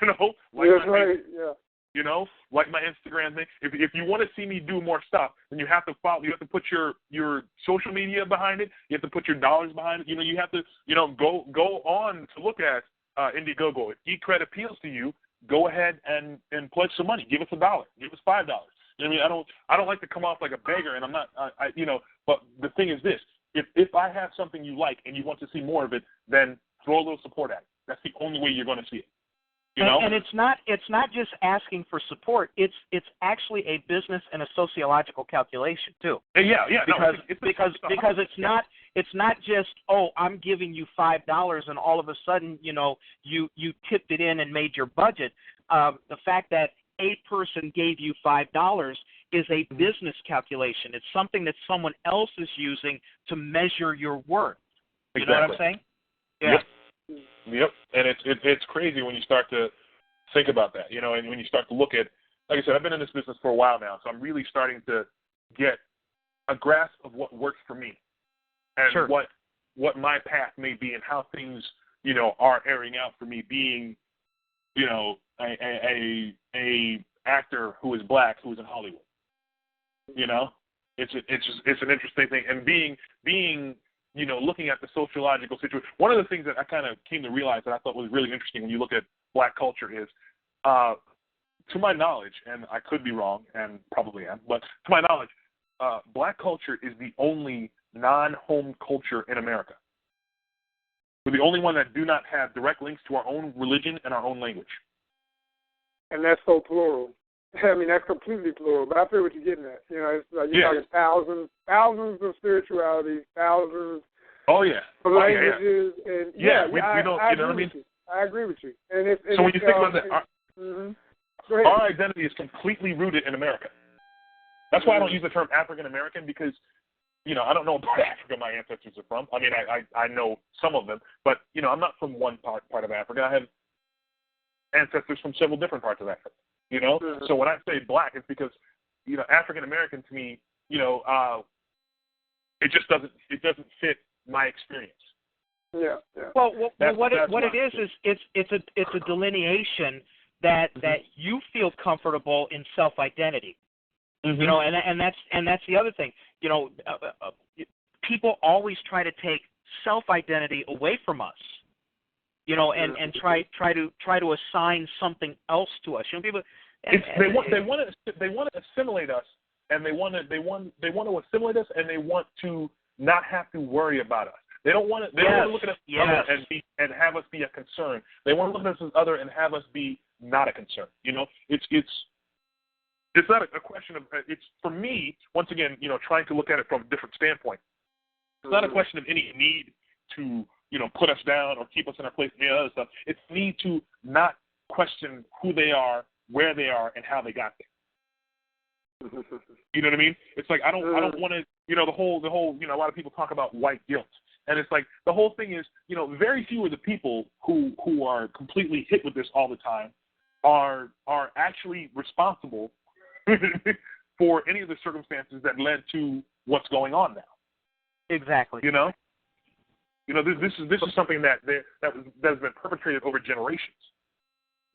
But they also don't want to be reminded about it, which goes to your, just go along to go along to get along, instead of having to delineate or having to pay attention to or having to address. And that's one of the reasons why I came out as a half black, half Japanese lesbian living in a man's body, because I wanted to self-identify in a way that spoke to me.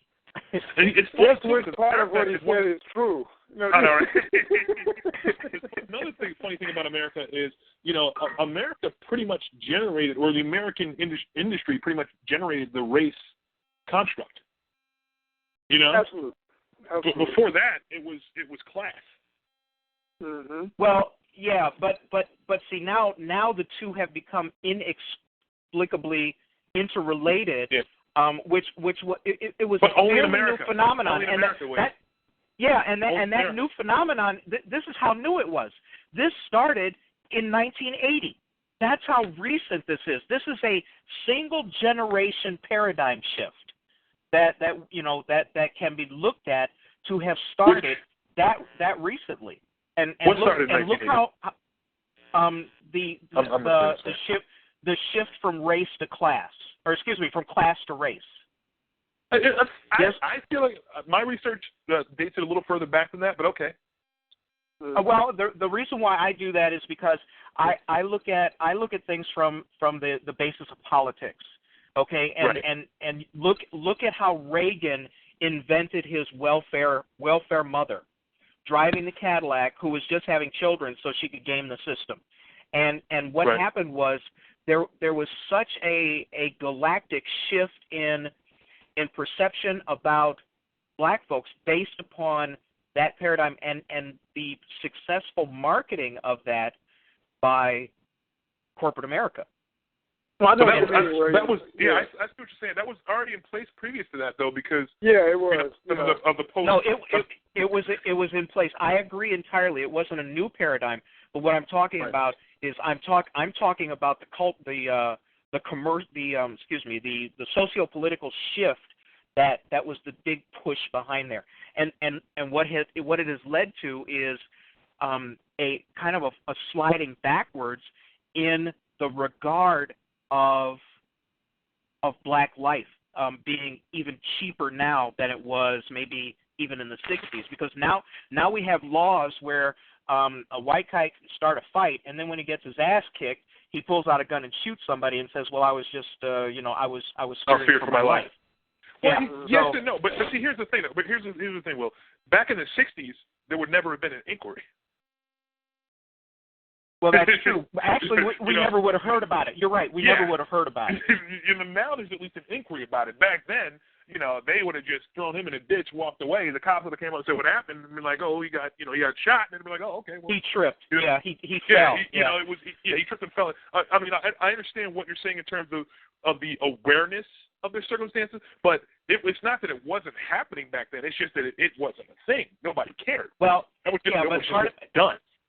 No, that's true, but I think the basis for that is not anything sociological. I think that's just technological, because we have a constant 24-hour news cycle, and where it would have been overlooked or covered up, I think it's harder to do so, in this day and age. Yeah, but they're still Google. Yeah, but there's still, it doesn't change the effects of the circumstance, though. People are still shooting them and walking away free. It's not like, we're aware of the problem, we cry about the problem, and we rally against the problem, but it hasn't affected the problem. No, it has not. It hasn't diminished at all. That gets back to something else that I said on. And it's not just simply for promotion of the event, but this is, again, one of the main reasons why Onyxcon and all these other conventions in the Black Age exist. This is why, as we were saying earlier, the importance of all these comics with these different perspectives and different phases.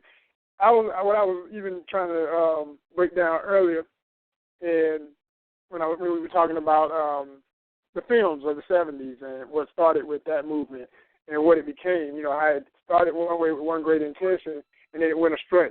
You can see the same thing happen with hip-hop culture. And especially music. I mean, you know, I know, and I don't want to get way off on a tangent. I want to just keep it all related. I just want to keep it all related to say that we have a component of Onyxcon that we call the Onyxcon Institute. That's all the lectures, panels, and workshops. And in doing those, especially on the panels and lectures, we try and tackle a lot of tough issues. One time we did one just dealing with sex and violence, just an overall topic, and how it relates to popular arts, whether it's film, comics, whatever, video games. And it was one of the greatest panels of all time in history of Onyxcon because, you know, I mean, we had Stephen Kanana, we had Stephen Barnes, Tamara Reedu, Turtel Only, Afua Richardson, and myself and my wife, Yaba Shabazz, who's also an artist and the logistics advisor of Onyxcon. And so coming from all these different perspectives as artists and everything, you know, the debate kept coming up about content and the importance of making, you know, some form, and especially in our community as far as Black folks identifying as part of the African diaspora, to say, you know, what is our responsibility for knowing that we've always been in danger, we've always been demonized. You know, you mentioned, William, the crack mom, the welfare mom, all of these, you know, constructs. You know, you get those. Then you get the one of every black man is a thug. Then you get the one of every this is that. You know, for every age that you can be in your life as a black person, there is a trope for you. You know what I'm saying? Absolutely. You get what I'm saying? You get what I'm saying? So knowing that and being aware of that, and then trying to apply realistic views of who we are and all of that, you first got to understand, you know, and we're in the month, but like I said, it's all about the year. You got to understand enough of your history to know, like, you know, I really appreciate what both of y'all were saying. You know, they were saying, no, it was a little further that all that was happening, but I know exactly why you said what you said, William, and saying, no, it started there. Because you're both right. To me, it's like one is old. The whole concept is older, but what William is saying is it keeps getting redefined, and they're going to always do that. And what I'm saying about in our cultures, what we have to understand, through hip-hop and all these things, the power of anything we create. And when I say we, it's a collective we in this. You know, I really do wish more people would understand how, you know, I always say, when quote-unquote Black History Month comes along, it's world history because the human family came out of Africa. So anybody who says, well, I don't care, I'm going to pass this month by, is losing the whole point, and we can know all the different reasons why somebody might have those trappings in their mind, but I'll never stop stressing that. A lot of times I bring up to, you know, whites that whenever I do talks and I talk about movies, and I say, how can Anthony Hopkins play every white ethnicity's old man, whatever, if he's not from all those ethnicities? He can't represent every single European identity. It's impossible. His English accent just doesn't do it for my Italian friends, for people who are Jewish that I may know from, you know, the Middle East Israeli. You know, he can't do it for the folks I know who are German. You know, it's like, if that's not his heritage, I'm saying. I don't know all of Anthony Hopkins' heritage, but I'm just saying he can't rap it all. And they do that time and time again. And it's ridiculous. And I said this one time publicly, and I said it again. I think it's important to understand this. I said, you should be as fired up as black folk are about misrepresentation. And be like, yo, man, I'm Italian. I've never seen a real Italian movie about ancient Greece. I mean, Rome, excuse me. You know what I'm saying? Right. You know, it's like it's time for you to get fired up and understand what's missing when you don't get that full picture. But to do that, real quick, to do that is to step out of the comfortable confines of whiteness. Absolutely. We don't have a place to go. We don't have a white place to go. We're automatically comfortable. You know what I mean? Right. You know what I mean? Right. But when you start getting into, you know, Italian heritage, when you start getting into the delineation of your European heritage, you step out of the comfortability of whiteness. That's right. You know, most people aren't willing to do that. Sorry, go ahead. Yeah. And so, you know, but when and if we all, you know, that's one factor of it, and I bring that back to in particular for black folks.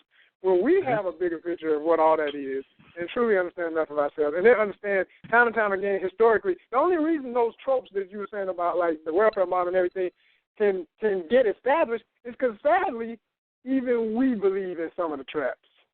You know, even some of us will play that role. You know, well, it's classic divide and conquer. It's classic. Absolutely. You know, racism not makes only big economic sense. not only that, but where do we go to get the alternative truth? See, that's the other thing too. The truth of the matter, and when I talk about truth, I talk about some absolute value of cultural truth. Yeah. That's not readily available to anybody. You know, that takes digging, that takes research, that takes a knowledge of other that is not available to us. Yeah. Well, I mean, it wasn't available to us. It's becoming a lot more. I tell you, I've learned more things from articles people have put up on social media sites. You know, I mean, I send them to Joe all the time. I found so much information on these different social media sites about the truth of African history, of Chinese history. I've been doing research for Skyjack about the entire world, and I've learned so much about, you know, Australian history, about just the different areas of the world, and what coming from, you know, a less, I guess I'd say, British imperial dominated viewpoint of what perspective, the world, perspective of what the world is.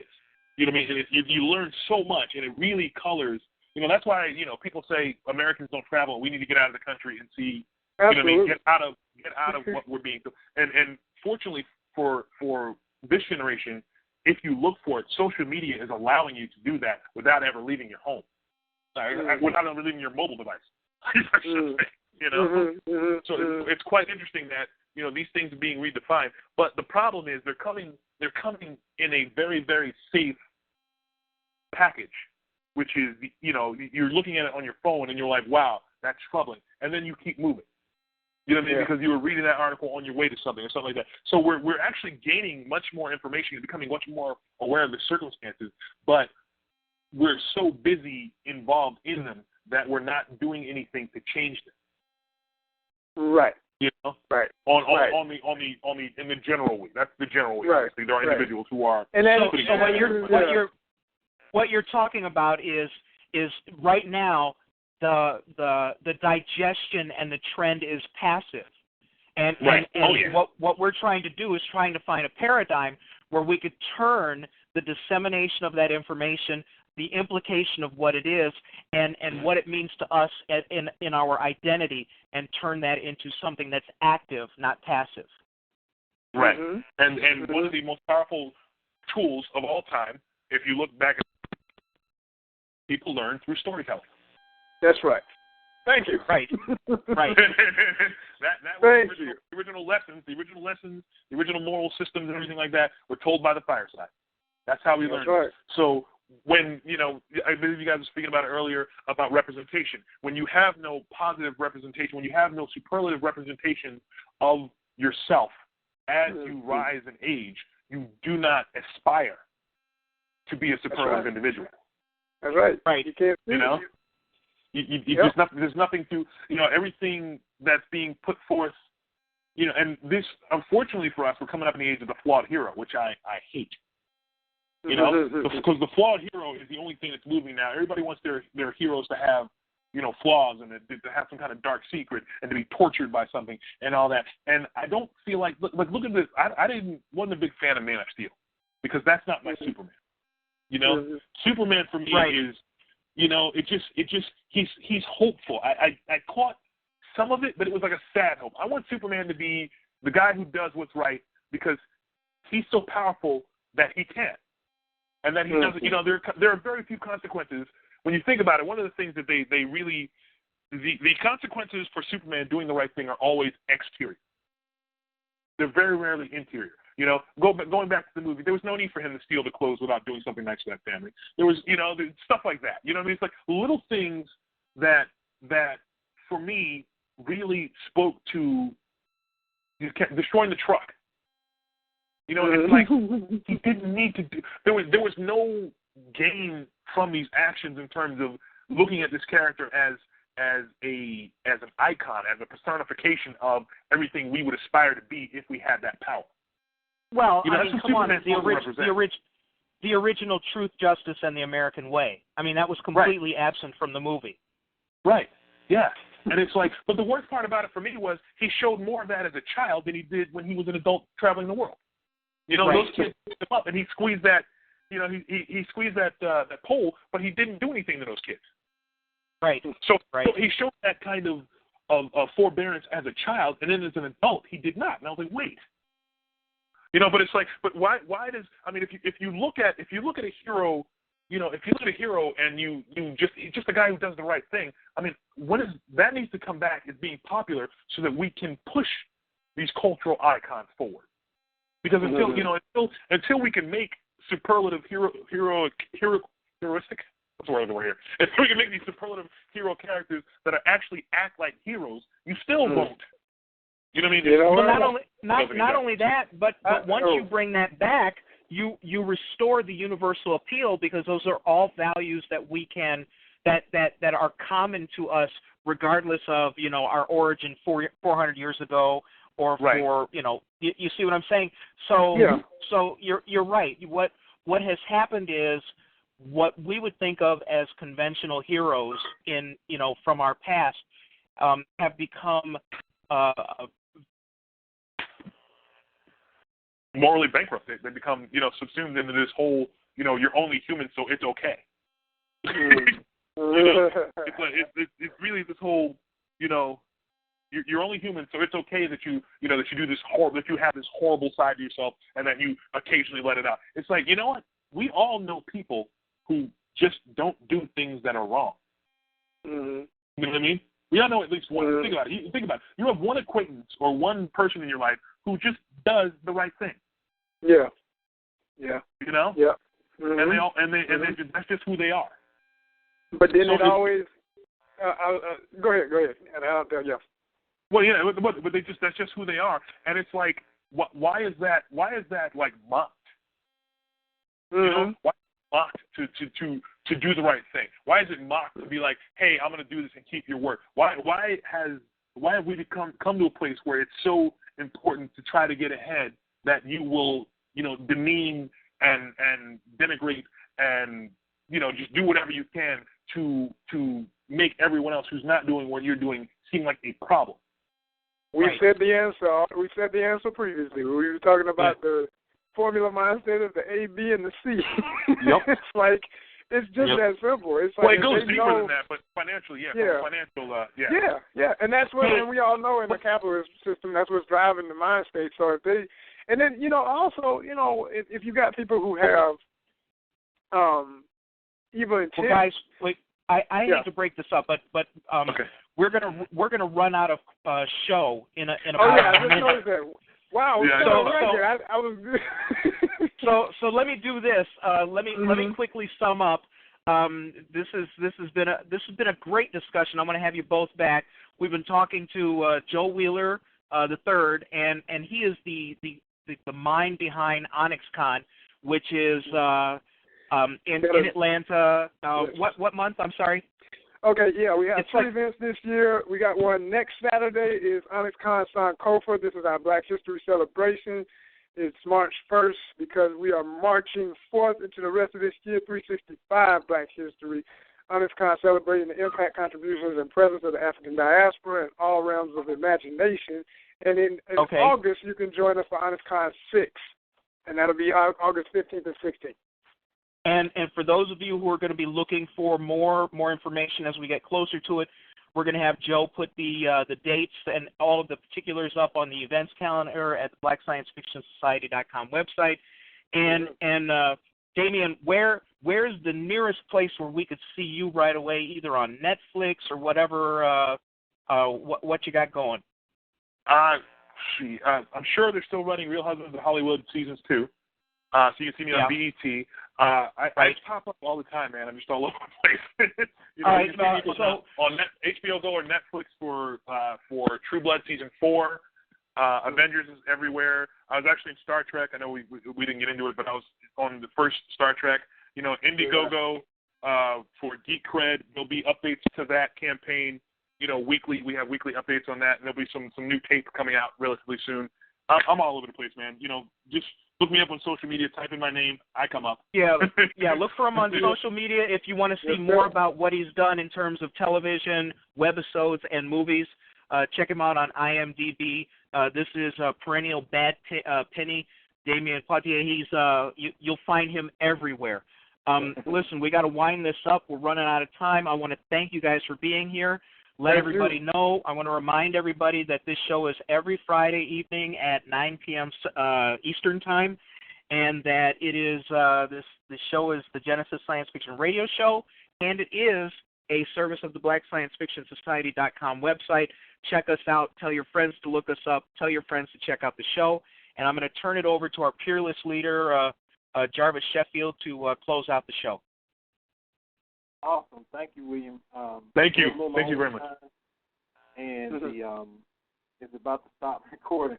So I want to thank everyone for participating. I want to thank you for taking your time out and dropping some knowledge on us, Damion and Joseph. And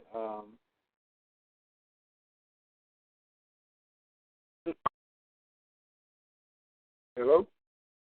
Yeah. I think it's stopped. We might have lost him. No, we're okay.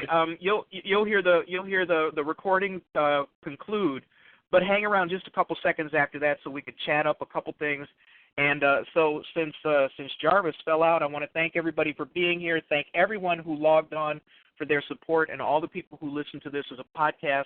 And on behalf of BSFS, I want to wish everybody a good night, and we'll catch you next week. I'll pause for a few seconds here so he can edit out.